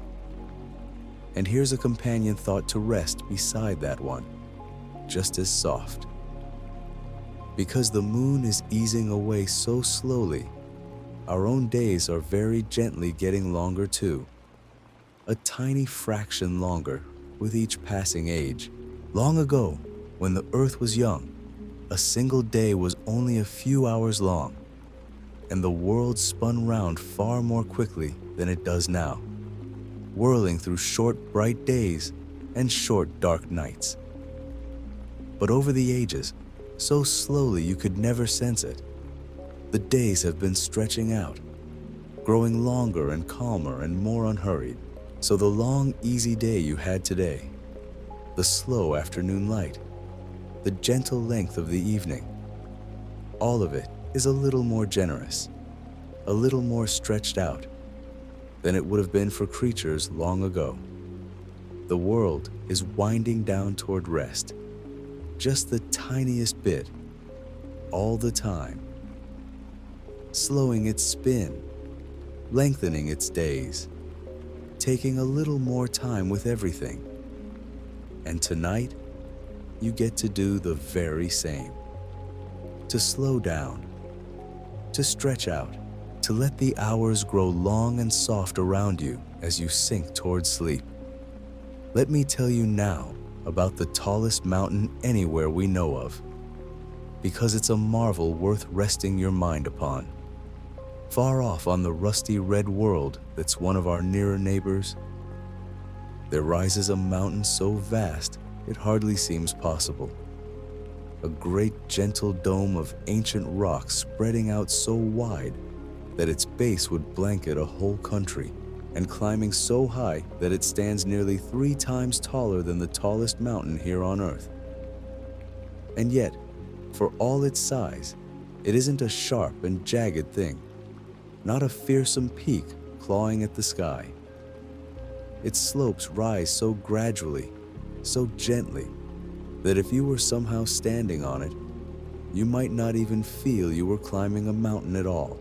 You could walk and walk across its broad, soft flanks and never see a cliff or a drop, just a slow, endless rise, so wide that the curve of the world would hide the summit from your view. Picture that as you lie here. A mountain so enormous and so gentle that walking up it would feel like strolling across a vast and quiet plain, tilted ever so slightly toward the stars, and it stood there, silent and unmoving, for longer than anyone can truly hold in their mind, waiting patiently in the thin, cold air, going nowhere, needing nothing. And near that same great mountain, cutting across that same red world, There's a valley so long and so deep, it puts every canyon here on Earth to shame. It stretches on and on, far enough that if you laid it down across our own world, it would reach nearly from one coast of a continent to the other.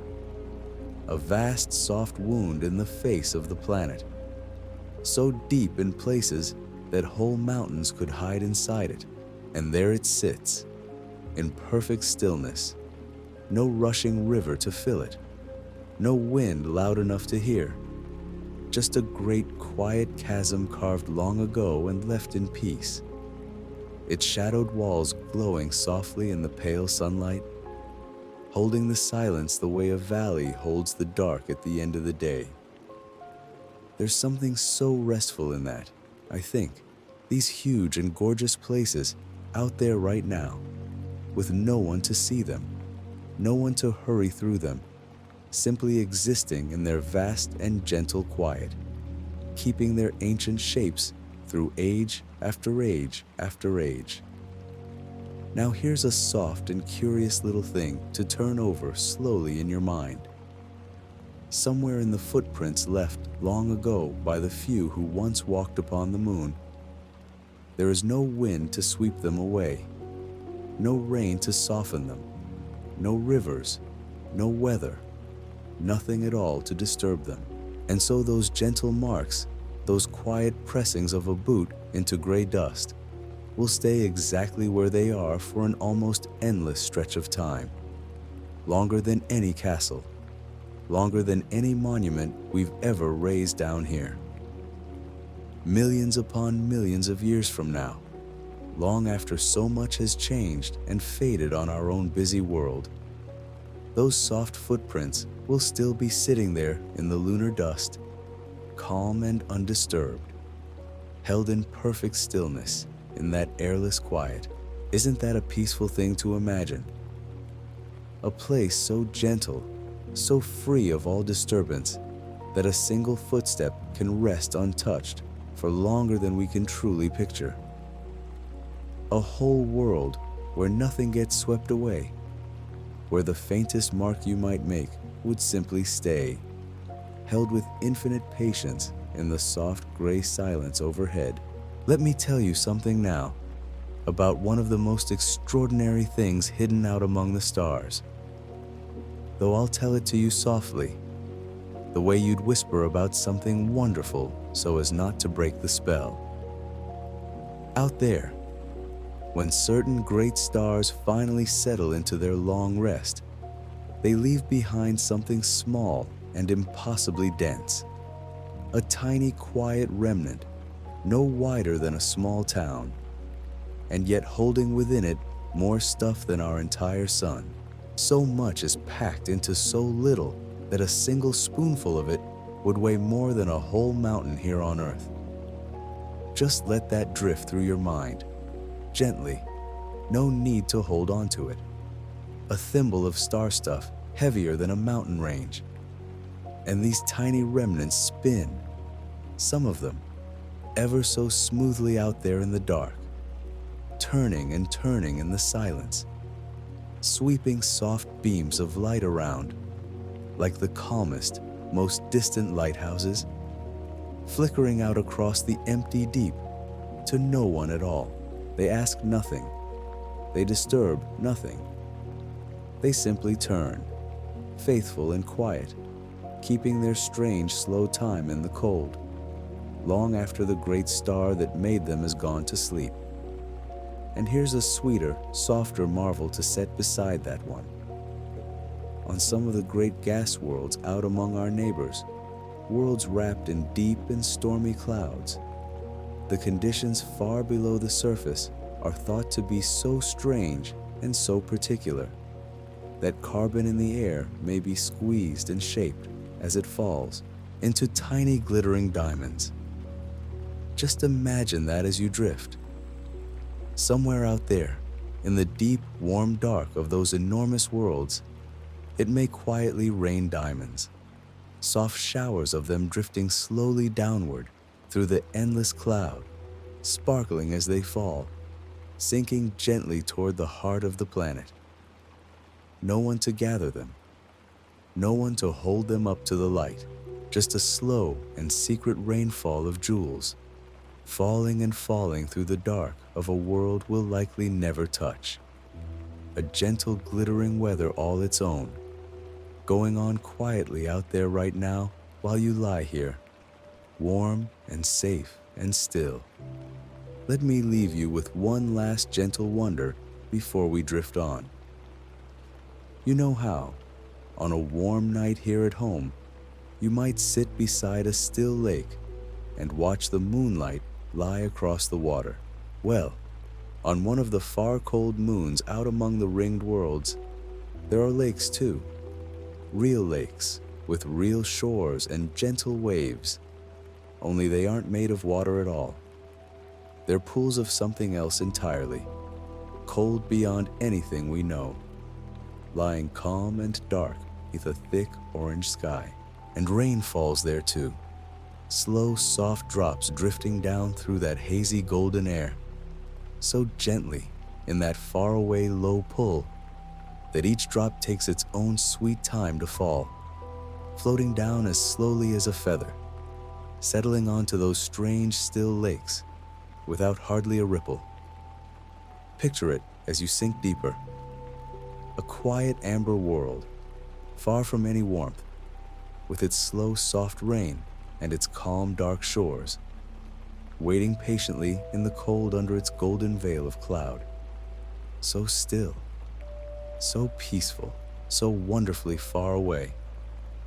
And all of it out there right now, needing nothing from you, asking nothing of you, simply drifting along through the gentle night, just as you are drifting now, slower and softer and easier, down toward sleep. And now, since we've been floating so gently among all these faraway wonders, let me carry you a little further still, out towards something soft and slow that I've always loved to think about as I'm drifting off. You know how, when you drop a stone into a pond, the ripples spread out across the water in slow, widening rings? Well, the whole of space does something a little like that, only far more gently and far more slowly than you could ever feel. Everything out there, all the great galaxies and their glowing wheels of stars, is easing apart from everything else, drifting outward little by little, the way sleepers might shift and settle across a wide, soft bed through the long hours of the night. Nothing is rushing anywhere. Nothing is straining or pulling away in a hurry. It's just a slow and patient loosening, a gentle spreading out that's been going on for longer than there have been eyes to notice it.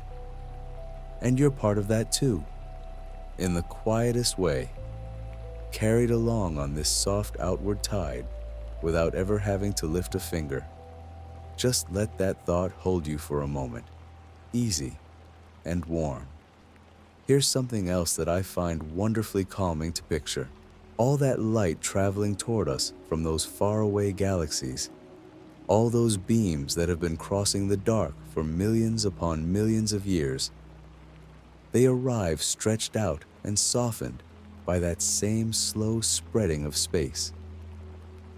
The light leaves those distant places one color, and by the time it reaches us, after such an enormously long and patient journey, it's been gently pulled toward the warmer, redder end of things, the way an ember settles from a bright glow down into a soft, rosy hush as it cools. So when the very oldest, most distant light finally reaches us, it comes in the calmest, gentlest tones, like the last colors of a sunset fading quietly into evening. Isn't that a lovely thing? That the farther away something is, and the longer its light has been traveling, the softer and warmer it looks by the time it finds us at last. A whole sky full of tired, travel-worn light, come to rest at the end of its long road, glowing gently just for you. Let me tell you now about a strange and soothing kind of glow that fills the whole of space, all around us, all the time, even in the darkest and emptiest places you could ever imagine. Long, long ago, when everything was very young, the whole universe was warm and bright and filled with a kind of soft, even light, glowing gently in every direction like the inside of a room lit by the last embers of a fire. And as everything spread slowly apart, over ages and ages beyond counting, that ancient warmth cooled and faded and stretched out, until now it's become the faintest, gentlest whisper of a glow, spread evenly across the whole sky. It's still there, right now, all around you, a soft afterglow left over from the very beginning of things, so calm and so cool and so quiet that you'd never know it was there at all. But it is. It fills every corner of the dark, wrapping the whole universe in a barely there warmth, like the last trace of heat still lingering in a blanket long after you've curled up beneath it. Everywhere you could ever go, in any direction, that ancient softness would be there, holding everything in its gentle, even glow. Let that settle over you now. The idea that the whole of space is quietly wrapped in the faintest, oldest warmth there is, a soft leftover light from a time so long ago that nothing else we know can even remember it. And speaking of things that go on and on, let me tell you something restful about time itself. Out there among the stars, we're used to time passing here in our own small way. The ticking of a clock, the slow turning of a day into night and back again. But out in the wider universe, things happen on scales so vast and so unhurried that our whole lives, all of human history, everything anyone has ever done, would pass by in less than the blink of an eye. There are stars out there so calm and so sparing with their light that they'll go on glowing softly for far longer than the universe has even existed so far. Think of that. A small, cool, gentle star, tending its little flame so carefully, so patiently, that it could keep on shining for trillions upon trillions of years, long, long after the brighter, showier stars have all faded away into the quiet. These are the truest sleepers of the sky, the ones who never hurry, never flare, never burn themselves out in a rush. They simply glow on, soft and steady and endlessly patient, keeping their little lights lit in the dark for spans of time so long that the numbers stop meaning very much at all. There's something so comforting in that, I think. The idea that gentleness and patience are what last the longest, out there and maybe down here too. Let yourself sink a little deeper now, and let me share something soft about the spaces between the worlds. You might think that out among the planets, all that emptiness would feel cold and lonely and bare. And it's true that it's very quiet out there, very still, but it's also filled, ever so thinly, with the gentlest drift of tiny things, little motes of dust and ice no bigger than specks of flour, scattered so far apart that you could travel enormous distances and only ever pass a handful of them. And every now and then, one of these little specks wanders in close to us and slips into the top of our own soft sky. And when it does, it warms up and glows for just a moment, a brief, bright streak against the night. Those shooting stars you've wished on, the ones that draw a quick silver line across the dark and are gone before you can quite point at them. Most of them are nothing more than these tiny wandering grains, some of them no bigger than a grain of sand, ending their long, lonely journey in one small, lovely flash of light. Isn't that a tender thing to know? That something so small, after drifting through the cold and the dark for ages and ages, gets one brief, brilliant moment of glowing before it's gone. And that moment is the very thing that makes you catch your breath and whisper a wish into the night. So the next time you see one, you'll know you were watching the gentle end of a very long and very patient journey. Now here's a soft and curious thing about our own moon that I've always liked to turn over in my mind. You know how, when you look up at it, you always see the same familiar face, the same soft gray patterns, night after night, year after year, your whole life long. That's because the moon turns just so, keeping the very same side toward us always, like a friend who never looks away, holding your gaze across all that quiet distance. There's a whole other side to the moon, a far side that we down here never get to see with our own eyes, turned forever out toward the deep dark of space. For all of human history, no one who ever lived ever laid eyes on that hidden face. Not until we finally found a way to send a little machine drifting around behind it to take a look. And do you know what it found? A quiet, rugged, gently rolling landscape, softer in some ways and rougher in others than the face we know so well, waiting there in the dark, patient and unseen, keeping its own quiet company through all the long ages. Just imagine it, that faithful side of the moon that turns forever away from us, holding its stillness out toward the stars, never once glimpsed by any of the countless people who gazed up at its other cheek and dreamed.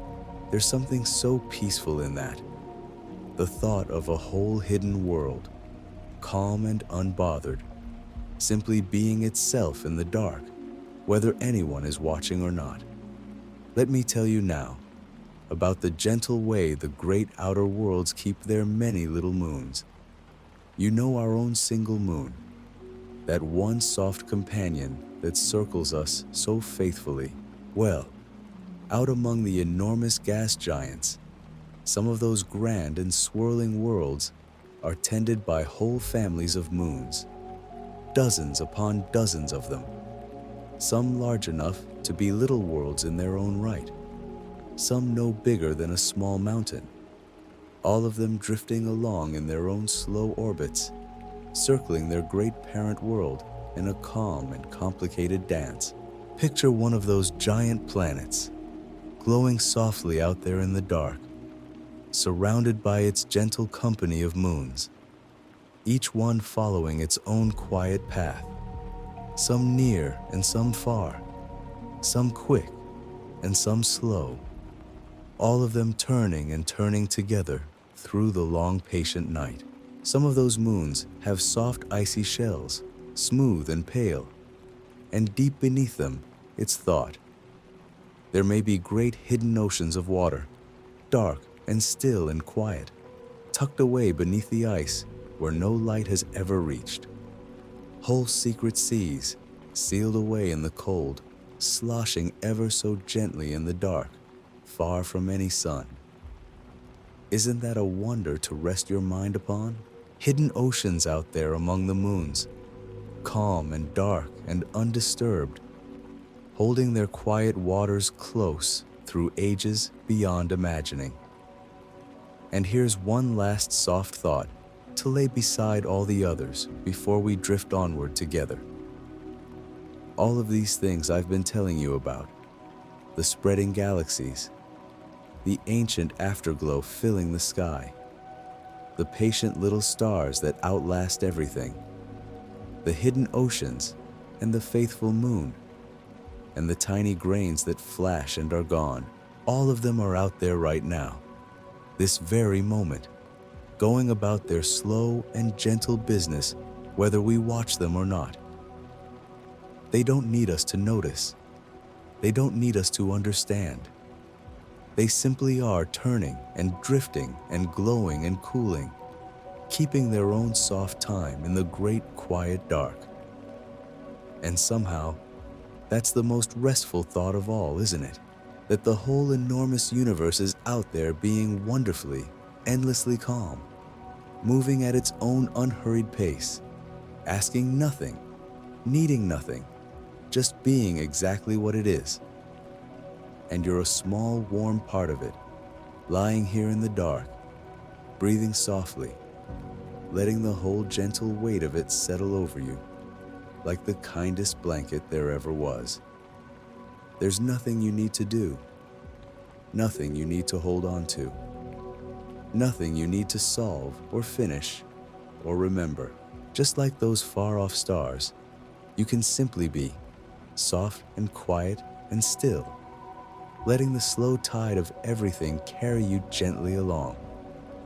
So let your breathing grow a little slower now, a little deeper, in through the nose and out through the mouth, easy and unhurried, like the slow spreading of space itself.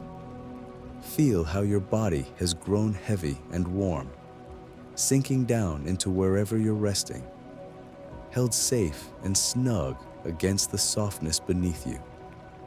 There's nowhere to go. There's nothing to reach for. Out there, the galaxies are drifting apart so gently you'd never feel it. The ancient light is still glowing faintly all around, and the patient little stars are shining on, calm and steady and endlessly kind. And in here, in your own small, warm corner of all that vastness, you're doing the very same thing, glowing softly, resting quietly, easing gently down and down towards sleep.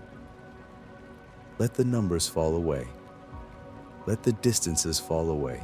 Let everything but this soft, warm stillness fall away, and just drift, slower and softer and easier, deeper into the gentle dark, exactly as you're meant to.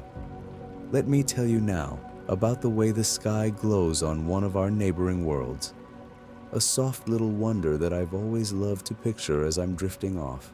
You know how, here at home, the sky turns all warm and golden when the sun goes down, spreading rose and amber right across the horizon, while overhead it stays that soft evening blue.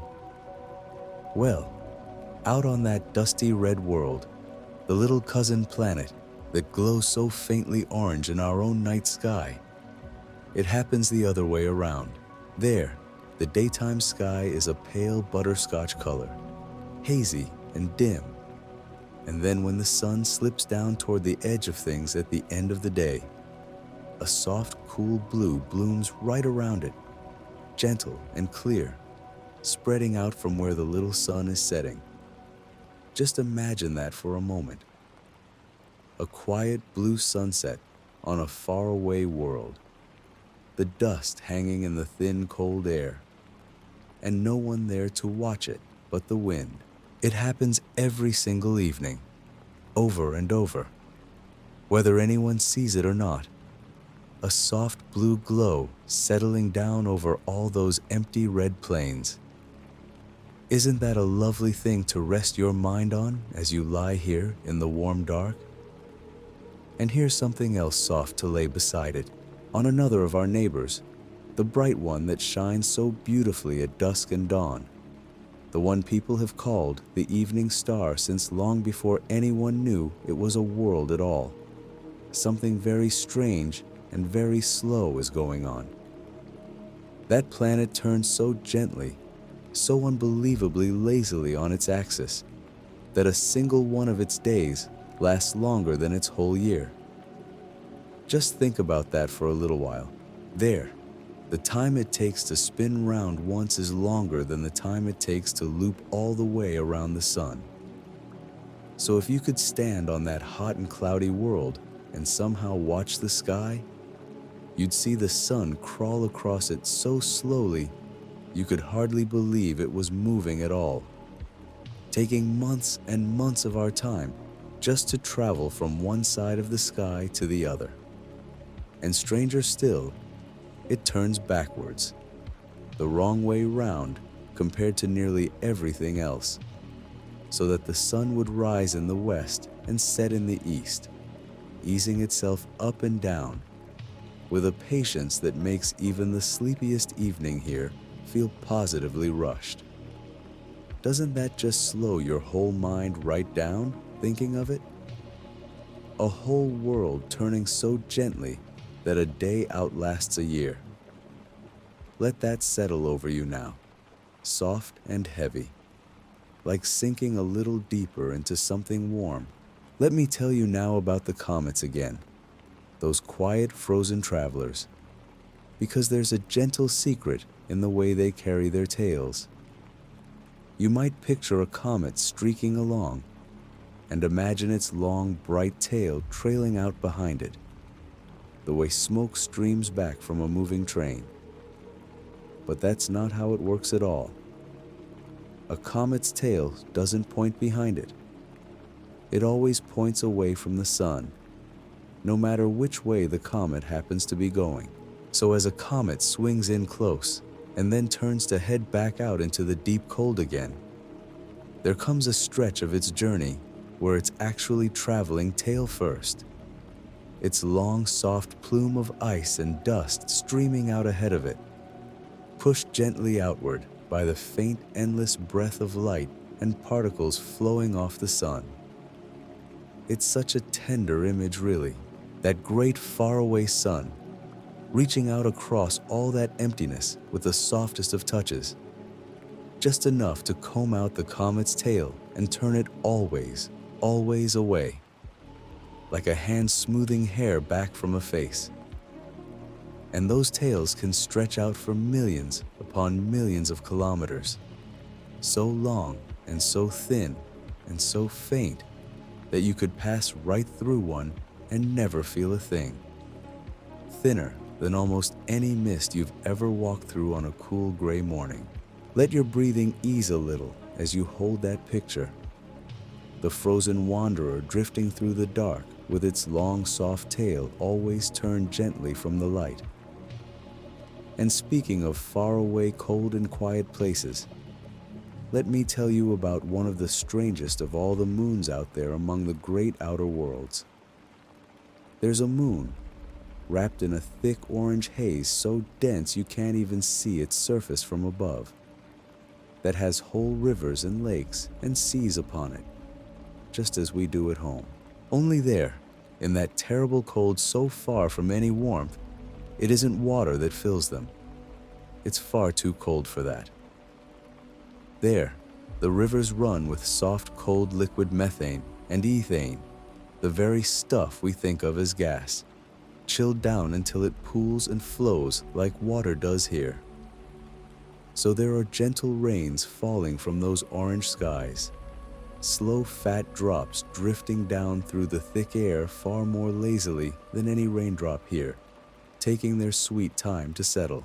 And there are rivers carving little valleys, and smooth dark lakes lying still beneath the haze, and seas big enough to sail across, all of them filled with something that would be nothing but vapor in our own warm air. Just imagine standing on some quiet shore out there, the orange light dim and soft all around you, watching slow, strange rain dimple the surface of a cold, black sea. It's out there right now, that gentle alien rain, falling softly whether anyone sees it or not. Isn't that a wonder to drift off on? Rain on another world, patient and slow, dimpling seas that no eye has ever watched. Let me tell you something now about just how many stars there really are, though I'll say it softly, because it's the kind of number that's far too big to hold in your mind all at once, and there's no need at all to try. You know how? When you're standing on a beach and you let the dry sand run through your fingers, you can't even begin to count the grains, thousands of them slipping past in a single handful. Well, people who spend their lives thinking about such things have worked out that there are more stars in the sky than there are grains of sand on every beach and in every desert on our whole world. Every shore, every dune, every sandbox and riverbank and stretch of golden coast you've ever seen or never seen, all the sand there is, everywhere, added together, and still the stars outnumber it. Just let that wash over you gently. Every grain of sand you could ever scoop up in a lifetime of holidays by the sea.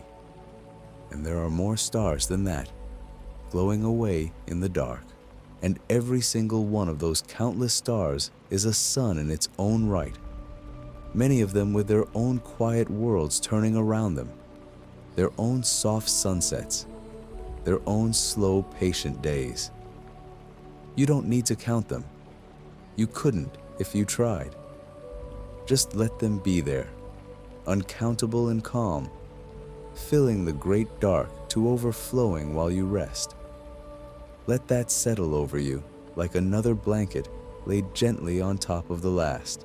Now let me tell you about something small and heavy, a strange little marvel tucked away out in the deep. When some of the very biggest stars come to the end of their long lives, after ages and ages of shining, they leave behind a tiny, quiet core, the collapsed heart of what they used to be. And these little leftover hearts are so unbelievably dense, so tightly packed, that just a single spoonful of them would weigh more than a whole mountain here at home. Just a spoonful. Picture something no bigger than a sugar cube, and yet holding as much heaviness in it as all the people on our whole world put together, all pressed down into that one tiny thing. These little cores are only a few kilometers across, no wider than a small, quiet town, and yet they hold within them more than our own great sun does. And some of them spin, gently turning round and round in the dark, keeping a time so steady and so faithful that they tick away like the truest clock there ever was, blinking out their soft beat across the emptiness for age after age after age. But you don't need to hold the weight of any of that. Just picture that little heart, far away in the dark, keeping its slow and patient time, turning and turning long after the great star that made it has faded from memory. Let your body grow just a little heavier now, sinking down as you breathe, warm and safe and still. Let me tell you now about the great storm on the largest of all our neighboring worlds, that huge swirling giant made mostly of gas. High up in its deep and stormy skies, there's been a single great storm turning slowly for longer than anyone has been alive to watch it. A vast, soft whirl of clouds so wide that our whole world could tuck itself neatly inside it with room to spare. It's a gentle, rusty color, and it turns and turns, round and round, ever so slowly, a calm eye of endless weather that's been spinning away up there for hundreds of years at the very least, maybe far longer. Think of that. A storm older than every clock and calendar we've ever kept, wheeling quietly around and around in those far-off golden clouds, in no hurry at all to end. And all around it, the great planet's belts of cloud stream by in soft stripes of cream and amber and brown, drifting along at their own slow pace, wrapping that enormous world in bands of gentle color. It's up there right now, turning as you lie here, as it turned long before you were born, and as it'll go on turning long after tonight is only a soft, forgotten dream. Isn't that a peaceful thing to picture? A storm that's really more like a slow, eternal dance, wheeling calmly in the clouds of a world so big it hardly seems real. And here's one more soft thought to lay down beside all the rest before we drift onward. You know how, right now, lying here so perfectly still, it feels as though you're not moving at all, as though everything is holding wonderfully quiet around you. Well, the truth is, you're traveling faster than you could ever imagine, and so gently that you feel none of it. Our whole world is spinning as it carries you through the night, and sweeping around the sun at the same time.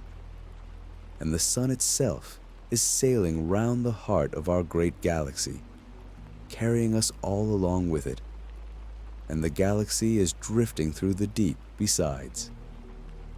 Layer upon layer of motion, all of it happening at once, and yet it's so smooth and so steady that you feel nothing at all, only stillness, only rest. There are no bumps in it, no jolts, no rushing wind, just the softest, smoothest journey there ever was, carrying you gently through the dark while you lie here doing nothing at all. And that's the loveliest part, really. You don't have to steer. You don't have to hold on. You're being carried, safe and warm and effortless, through all that vastness, exactly as you have been every night of your whole life, without once having to think about it. So let yourself be carried now, softer and slower, letting that gentle, endless motion rock you down and down, deeper into the warm, quiet dark, exactly as you're meant to. Let me tell you now about the way some worlds keep their weather tucked away in the strangest of shapes. Far out among our neighbors, at the very top of one of the great ringed giants, right over its northern pole, the clouds have arranged themselves into something no one quite expected. Not a swirl, not a circle, but a shape with 6 long straight sides, a great slow 6-sided pattern of cloud, wider across than several of our own worlds laid side by side, turning gently up there in the golden haze. Nobody had to draw it. Nobody smoothed those edges or set out those corners. The winds simply fell into that shape all on their own, long ages ago, and they've kept it ever since, turning quietly at the top of that faraway world, a soft geometric crown of clouds spinning slowly in the cold. Isn't that a lovely thing to imagine? A shape you might doodle in the corner of a page, drawn instead in clouds the size of continents, wheeling calmly around and around at the roof of a giant planet, with no one out there to see it but the stars. Let that picture drift through your mind, soft and slow, that great patient 6-sided storm turning in the gold, needing nothing, asking nothing, simply being there in the quiet the way it has for longer than we've known to look.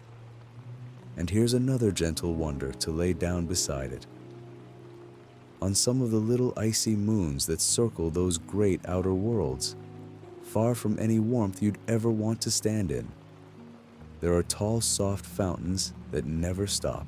Deep beneath the frozen crust of one of those small pale moons, there's a hidden sea of salty water, dark and quiet, sealed under a shell of ice. And through long cracks in that shell, fine jets of that water rise up and up, spraying gently out into space, freezing into glittering crystals as they go, drifting slowly back down like the softest snow, or floating off to join the rings that world helps to feed. Picture it for a moment, a tiny frozen moon, smaller than the country you might live in, quietly breathing out great plumes of sparkling ice from its southern end, over and over, patiently, for who knows how long. There's a whole warm ocean tucked away in there under all that cold, and every so often it whispers a little of itself out into the dark. Let that softness settle over you, the gentle snowfall on a moon no one has ever walked upon, falling slow and silent in the endless quiet. Let me tell you now about the colors of a sunset on the little rusty world next door to us. You know how, here at home, the sky flushes gold and pink and orange as the day slips away. And then, in the deepest part of twilight, it fades to a soft blue before the dark. Well, out on that dusty red neighbor of ours, the whole thing happens the other way around. All through the day, Its sky wears a pale butterscotch color, a soft, dusty tan, because of all the fine reddish grit hanging in its thin air. But when its small distant sun sinks toward the edge of the world, the sky around it doesn't turn gold. It turns blue. A gentle, cool, powdery blue, glowing softly right there around the setting sun, while the rest of the sky settles into shades of rose and dusk. Just imagine standing there in that quiet, on all that red sand, watching a little pale sun go down inside a soft blue glow. Everything hushed and still, the thin cold air holding its breath. No sound at all, no birds, no wind to speak of. Just that strange and lovely blue sunset settling over an empty red land. It's happening out there right now, a sunset like that. Blue and slow and seen by no one. Let it drift across your mind as gently as it fades across that faraway sky. And speaking of that quiet red world, let me tell you how long you'd have to wait out there for a single birthday. A year, as you know, is just one full trip around the sun, and every world takes its own sweet time about it, depending on how far out it drifts. Our own neighbor, that rusty one, sits a good deal farther from the sun than we do, so it has a longer way to travel, and it takes almost twice as long as we do to make the whole loop. But that's nothing, really, compared to the great worlds further out. The huge striped giant takes about 12 of our years to go around just once. The ringed one takes closer to 30. And the pale blue-green worlds, far out on the cold edge, take so long that one of them needs the better part of a whole human lifetime just to finish a single lap. And the very furthest of all takes something like 165 of our years to come all the way back around to where it started. Think of that. Out there on that most distant world, it's only just now completing its very first full loop since we first found it and gave it a name, all those long years ago. One birthday, a single year, stretched out across more time than most people ever see. There's no hurry out there at all. Everything turns in its own slow and patient time. And the farther out you go, the gentler and longer that time becomes. Let yourself sink into that unhurried rhythm now. The slow wheeling of far-off worlds that have all the time in creation and never once glance at a clock. Let me tell you now about a soft and dreamlike thing that happens to old, tired stars near the end of their days. When a star like our own sun grows very old, after shining faithfully for billions of years, it doesn't go out all at once. Instead, it swells up slow and grand into a great soft giant, glowing a warm and gentle red, cooler and calmer than it was in its bright young prime. And then, ever so gently, it begins to let go of its outer layers, breathing them off into space in slow, glowing rings and shells. The softest exhalation you could imagine, drifting outward over thousands of years into great delicate bubbles of colored light. From far away, these look like faint round smoke rings hanging in the dark, tinted the palest greens and blues and roses, lit from within by the small warm heart the star left behind. They're some of the loveliest things in all the sky, these gentle glowing shells. And yet they're really just a star quietly setting down everything it once carried, laying it out softly into the dark, like someone folding a blanket at the end of a long day. Nothing frightening in it, nothing sudden, just a slow, luminous letting go, spreading out into the calm. That's what waits, far in the future, for our own sun, and it's a peaceful thing. In its way, a soft ring of colored light drifting outward under the stars long after the fires have gone quiet. And here's a small warm thought to keep beside that one. All across the sky, there are stars that gently pulse, brightening and dimming, brightening and dimming, over and over in a slow and steady rhythm, almost like a heartbeat or like the soft breathing of someone asleep. They swell just a little and grow brighter, then settle back and dim, then swell again, keeping their own patient time across days or weeks. Some of them are so faithful and so regular in their pulsing that we've learned to trust them the way sailors once trusted a lighthouse, using their steady rhythm to help us measure just how far away things are out in the deep. Imagine that. Stars breathing slowly across the whole galaxy, each one keeping its own soft beat, brightening and fading in the dark, like a chest gently rising and falling. Let that rhythm carry you now, that great slow pulse of distant light, in and out, bright and soft, matching itself to the easy rise and fall of your own quiet breathing as you settle deeper into rest. Let me tell you now about the two great neighboring wheels of stars that are drifting, ever so slowly, toward one another. Our own galaxy, that vast soft spiral we belong to, has a great companion not so very far away.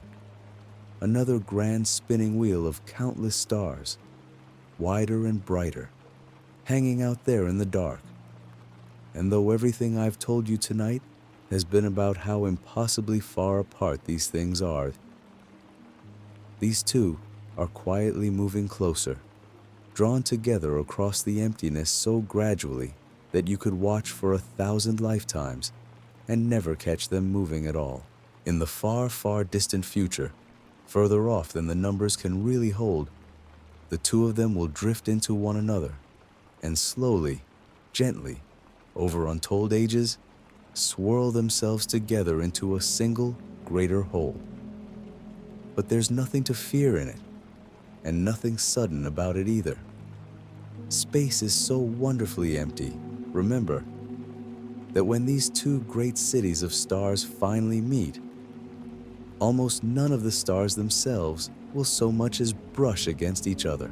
They'll simply glide past and through, like two soft clouds of light passing gently into one, slowly rearranging themselves into new and gorgeous shapes, over spans of time so vast they make the whole history of our world seem like a single blink. And nobody has to do anything about it.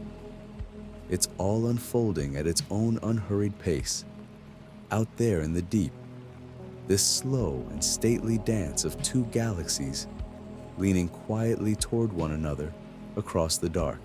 Let that gentleness wash over you, the softest collision there could ever be, unhurried and unstoppable in kind. Let me tell you now about how quiet it truly is out there, quieter than anything you've ever known. Down here, even in the most silent room, on the stillest night, there's always some small sound to keep you company. The faint hum of the world, a breath, a distant something. But out in the great spaces between the worlds, there's nothing at all to carry sound along. Sound, you see, needs something to travel through, some air or water to ripple and pass the message on.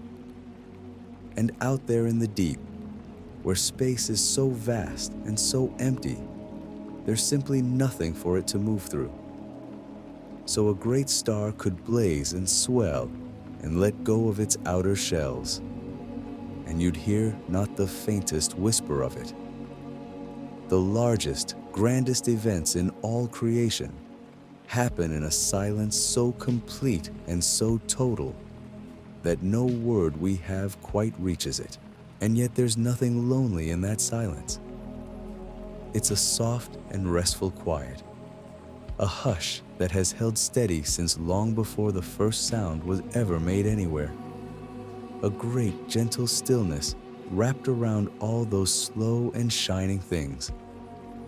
Picture that perfect quiet now, that endless soothing hush, lying over all the stars and clouds and drifting worlds. And let a little of it settle into you, softening the edges of every sound around you, drawing you down into a stillness just as deep and just as kind. And here's one last soft wonder to lay over all the rest before we drift on. You know how, on a clear night, if you're patient and lucky, you might catch a shooting star, a quick bright streak flaring across the dark and gone almost before you can point to it. Those little streaks aren't stars at all, of course. They're tiny grains of ancient dust, some no bigger than a grain of sand, left scattered along the paths where comets have traveled. And every year, as our world sweeps around the sun, it passes through these old trails of drifting dust, and the little grains slip gently into the air above us and glow warm and bright for one brief moment as they go, painting those soft, quick lines across the sky. Each one is unimaginably old, a tiny crumb of something that's been floating in the dark since long before there were eyes to look up. And its whole bright life, from the first flare to the last fading glow, lasts hardly longer than a single breath. There's something so tender in that, isn't there? A speck of ancient dust drifting patiently for ages and ages, only to arrive at last and give one soft flash of light before it's gone. And on the best nights of the year, when our world crosses the thickest of those old trails, they come drifting down dozens at a time, one after another, quiet streaks of warm light slipping gently across the dark, while the rest of the sky holds perfectly still. Picture yourself lying back on soft, cool grass, watching them fall, one and then another, in no hurry, asking nothing of you, each a tiny soft goodbye from something older than the world. Let them drift down through your thoughts now, slow and warm and gentle, one after another, carrying you softer and deeper into the quiet with every fading trail of light. And now, while everything is soft and still, let me tell you something gentle about the water that's out there, scattered all across the sky in places you'd never expect.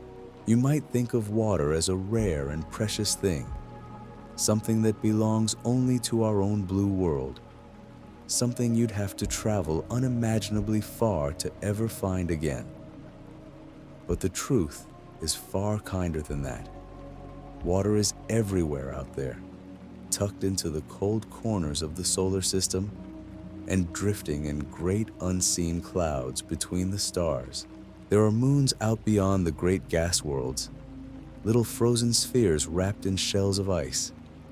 And underneath all that ice, kept warm by the slow, gentle squeeze of the world they circle, there are oceans, real oceans, dark and deep and quiet, sloshing softly beneath miles of frozen crust, having never once felt a ray of sunlight in all the long ages they've existed. Some of these hidden seas may hold more water than all the oceans of our own world put together. And they've been there, calm and patient, for billions of years, rising and falling with the faintest of tides, while no one at all looked on. Picture that for a moment as you lie here, warm and safe. Somewhere far away, right now, there's a whole ocean turning slowly in the dark, held gently in the arms of a little icy moon, asking nothing, needing nothing, simply being, the way you're simply being right now. Let that quiet water rock you softly, its slow, deep tides moving in time with your own slow breathing, in and out, in and out. carrying you a little further down into rest. And it isn't only in those hidden oceans that water waits. Far out in the great cold clouds between the stars, in those vast drifting banks of gas and dust where new suns are slowly born, there's water too, floating as the finest mist, or frozen onto tiny grains no larger than smoke. Some of these clouds hold so much water, spread out so thinly across such enormous distances, that if you could somehow gather it all together, it would dwarf anything we could ever imagine. The very water you drink, the water that fills the seas and the rivers, the water in the tea you sip on a cold evening, was once part of a cloud like that, drifting patiently in the dark for ages beyond counting, before it ever gathered itself into a world. So in a way, you carry a little piece of those ancient clouds inside you even now, warm and alive and quietly moving through you as you breathe. Isn't that a soft thing to hold on to as you drift? That the same gentle stuff floating out there among the newborn stars is the very stuff that keeps you living and warm tonight. Let it settle over you like a blanket, that quiet kinship with the far-off clouds, and let yourself sink a little deeper into the comfort of it. Let me tell you now about the slow and gentle way the great worlds trade places in the sky, in a dance so patient that no single lifetime could ever hope to watch the whole of it. You know how, from down here, the planets seem to wander among the stars, drifting a little each night, sometimes forward, and sometimes seeming to slip backward, tracing slow loops across the dark. For the longest time, nobody quite understood why they moved the way they did. But it's simply this: every world out there is circling the sun at its own pace, the near ones hurrying round in just a few months, the far ones taking lifetimes upon lifetimes to complete a single loop. The little rusty world next to us takes not quite 2 of our years to circle round. The great ringed giant takes nearly 30. And the most distant world we know of, far out on the cold, dark edge of things, takes something like 165 of our years to make just one journey around the sun. Think of that. Since the day it was first discovered, drifting quietly out there in the deep, it has only now finished a single loop, one single lap in all that time. It moves so slowly, so patiently, that whole generations of people can live and love and grow old, while it drifts along just a small part of its enormous circle. There's no hurry in it at all. It simply goes at the only pace it has ever known, unbothered, unhurried, tracing its long, slow ring through the dark, as it has done since long before we were here to notice, and as it will keep doing long after. Let that patience wash over you now. There's nowhere you need to be, nothing you need to reach. Like that distant drifting world, you can simply let yourself move at your own gentle pace, slow and easy, carried along without any effort at all. Here's another soft thing to lay over your thoughts now. You know how, on our own world, the ground beneath your feet feels so solid and so still, as though it has always been just as it is? Well, even here, everything is slowly, gently changing, far too slowly for you ever to feel it. The great pieces of land we live upon are drifting ever so softly across the face of the world, moving about as slowly as your fingernails grow. Whole oceans widen by the tiniest fraction each year, and mountains rise a hair's breadth at a time, pushed up so gradually that it takes millions of years to lift them high. The map, you know, the shapes of the lands and the seas, is just a single frozen moment in a slow and endless drift. One still frame from a story that stretches back billions of years and will keep unfolding for billions more. Long ago, all the lands were gathered together into one great whole. And long from now, they'll gather again in some new shape that no one alive will ever see. And through all of it, the world simply keeps turning, patient and calm, rearranging itself so slowly that to us it seems perfectly still. Isn't there something restful in that? That even the solid ground is quietly on a journey of its own, in no hurry whatsoever, taking ages upon ages to do what it does, and that you're being carried gently along with it as you lie here, drifting on the slow back of a slow and patient world. Let me tell you now about the softest light in all the sky, a glow so faint and so gentle that most people never notice it at all. On the very darkest of nights, far away from any town or street lamp, if your eyes have had a long while to grow used to the dark, you might just make out a pale and ghostly cone of light reaching up from the horizon, faint as a breath on glass. It isn't the glow of any city, and it isn't the coming of the dawn. It's sunlight, gently scattered off countless tiny grains of dust, drifting in the great flat plain where all the worlds circle the sun. Those grains are the softest crumbs of comets and the gentle dust of old collisions, spread so thinly through the space around us that you could travel for miles and never meet a single one. And yet, all together, catching the light of the distant sun, they cast this faint and dreamlike shimmer across the sky, a glow so delicate it seems almost like something you might have imagined. People who sail the seas or wander far from any light have known it for the longest time.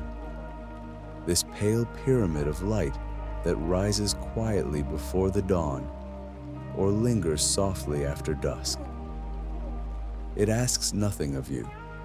This gentle glow, it's simply there, faint and patient, the softest whisper of light woven from the finest dust, hanging quietly at the edge of the world. Picture it now, that pale and tender shimmer, and let it be the last soft light you follow down into sleep, dim and calm and endlessly gentle, fading slowly away as you drift. And here's something warm to rest upon. You know how a single candle can fill a whole dark room with its soft and flickering light? Well, out among the stars, there are quiet little suns so gentle and so dim that they give off only the faintest reddish glow, cooler and calmer than any star you can easily see.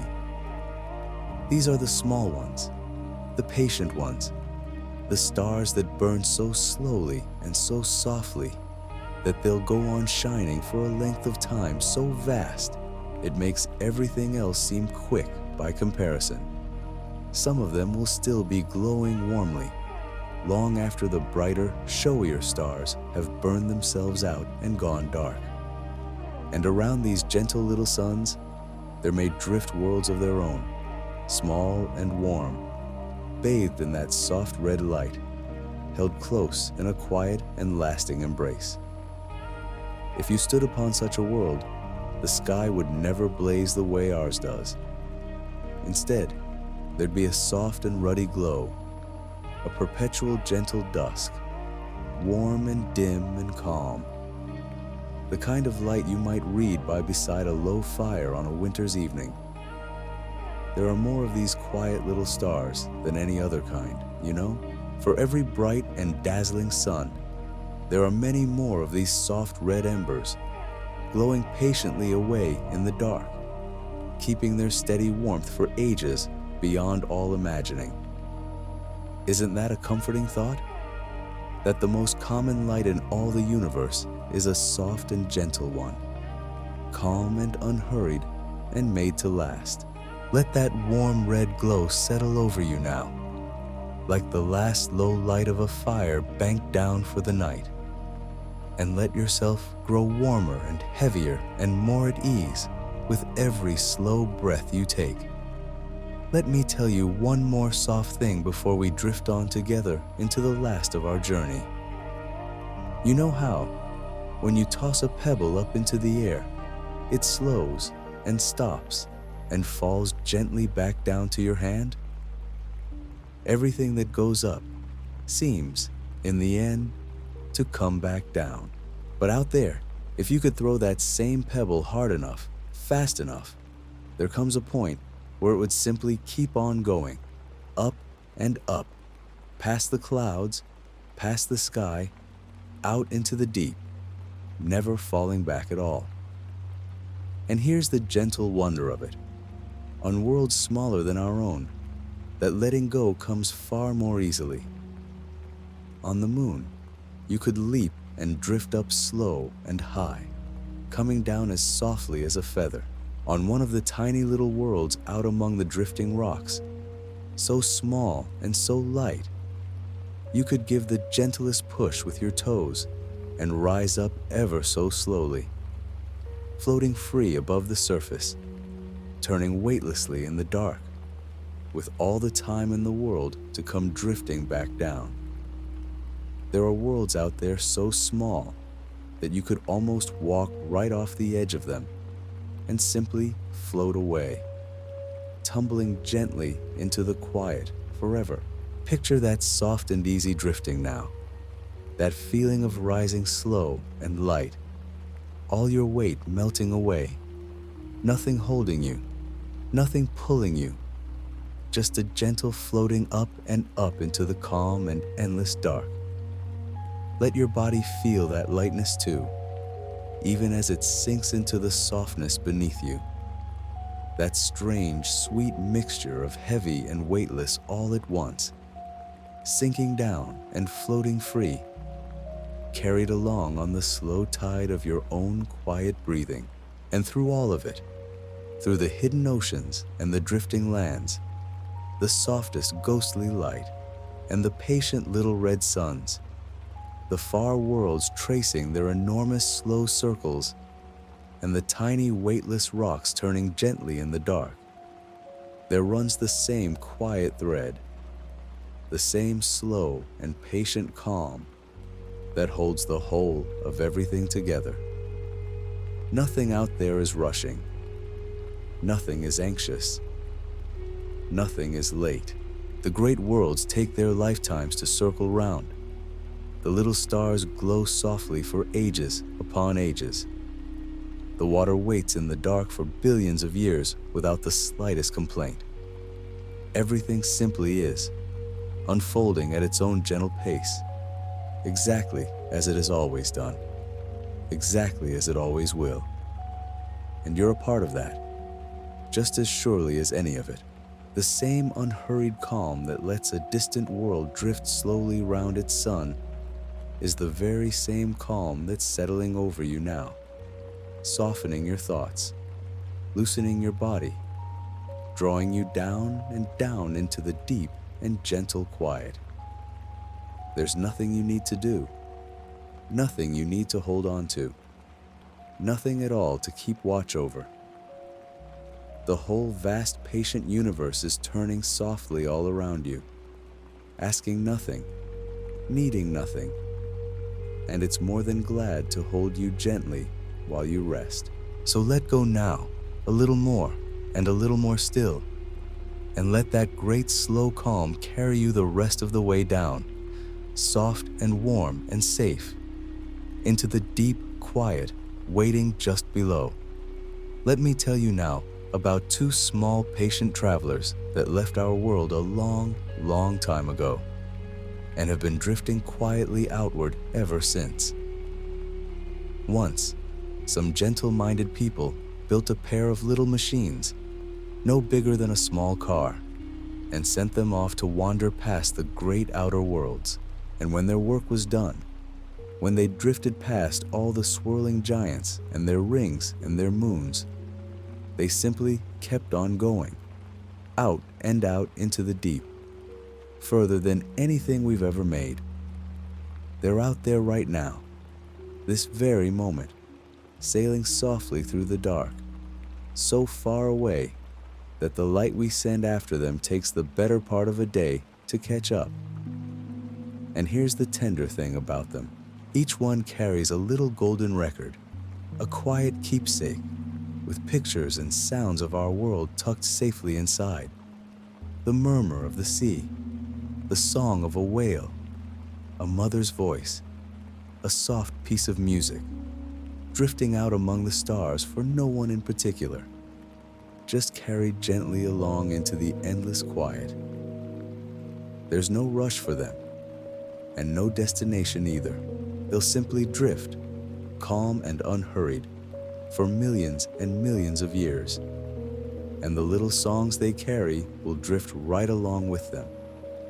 Let that settle over you now, soft and slow, like a warm hand resting lightly on your shoulder.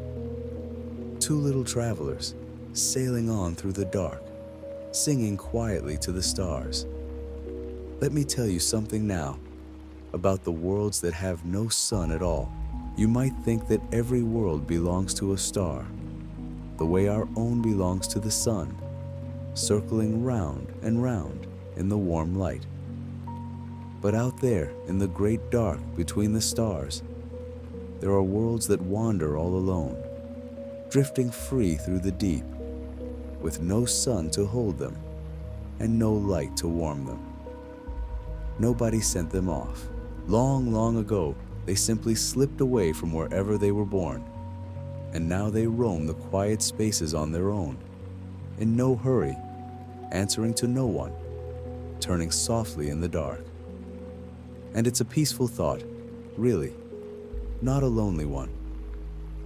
Picture one of them now, a whole world of its own, drifting gently through the endless night, wrapped in a deep and dreamless cold, needing nothing, waiting for nothing, just wandering slowly onward through the calm. There are more of these quiet wanderers out there than there are stars in the sky, whole worlds beyond counting, each one drifting softly along its own gentle path through the dark. And every one of them is at peace.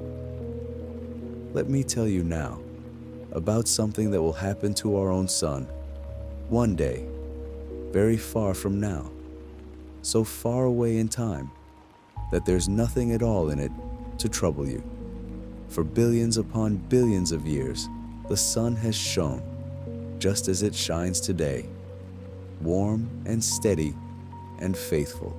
And it will go on shining that way for billions more, longer than you could ever picture. But in the fullness of time, unimaginably far ahead, the sun will slowly, gently begin to change. It won't happen in a flash.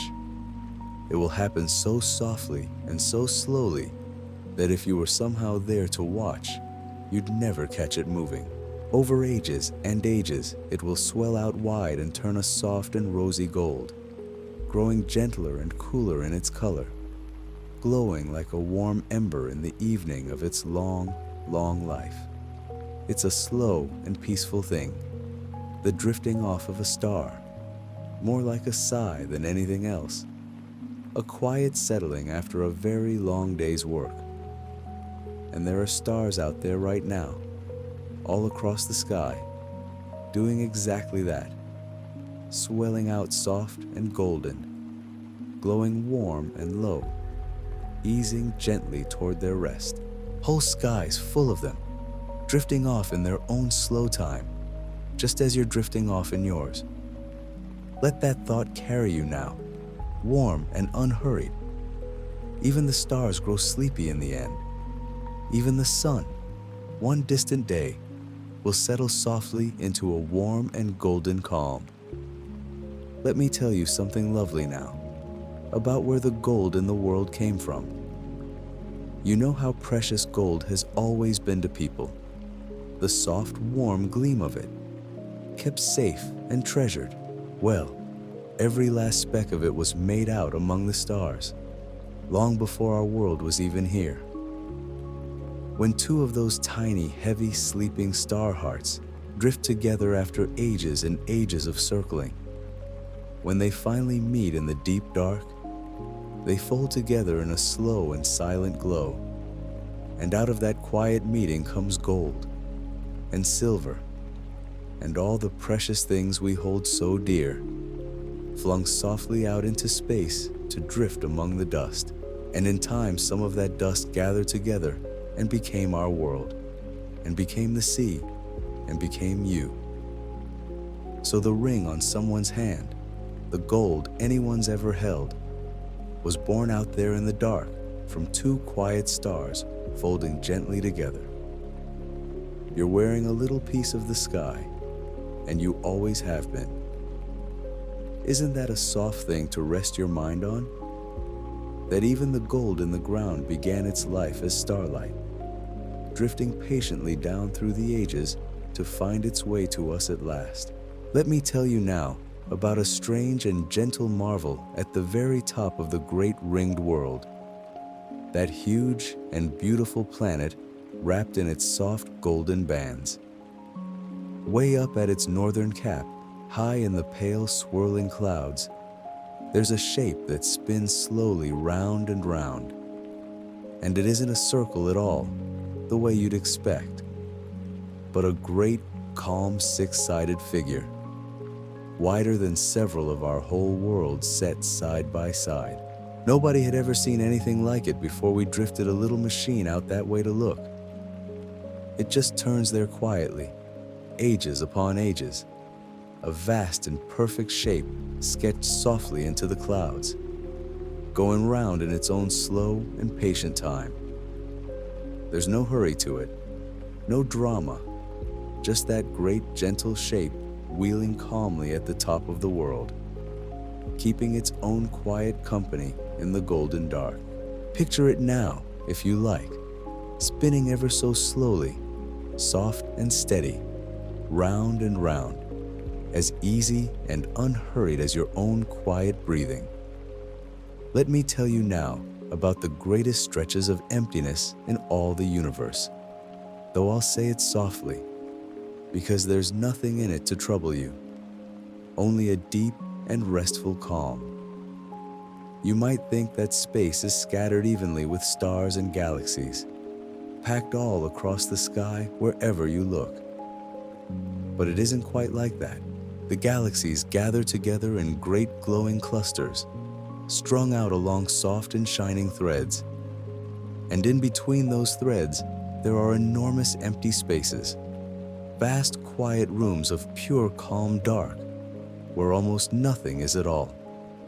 Some of these spaces are so wide that light would take hundreds of millions of years just to cross from one side to the other, drifting the whole way through nothing but soft and peaceful emptiness. And it isn't a lonely kind of empty. It's a resting kind of empty, a deep and gentle stillness, the calmest, quietest places in all of everything there is. Picture drifting slowly through one of those great soft rooms of dark now. Nothing pulling at you, nothing hurrying you, just endless, gentle quiet stretching away on every side, holding you softly as you drift. Let that settle over you like the very last blanket, warm and heavy and kind. Now we've come such a long, gentle way tonight.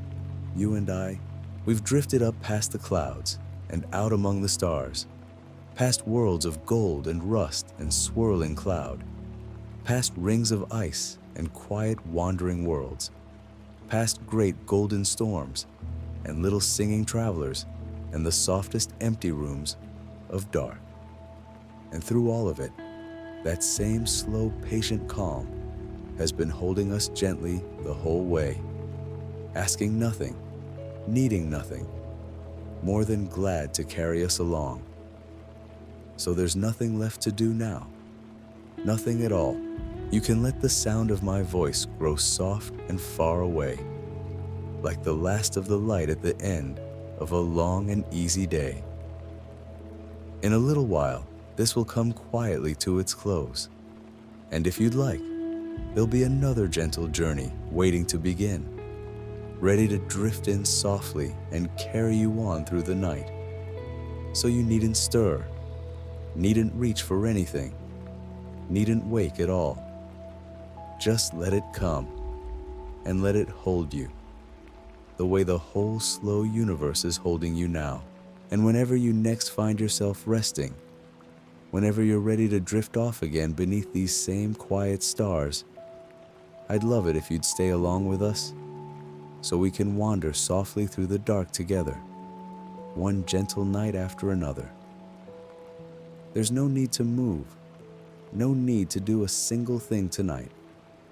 It'll all still be here, waiting patiently, whenever you come back. For now, just breathe, slow and soft and easy.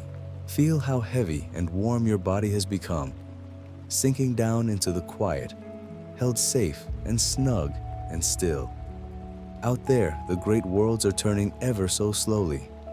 The little stars are glowing soft and low.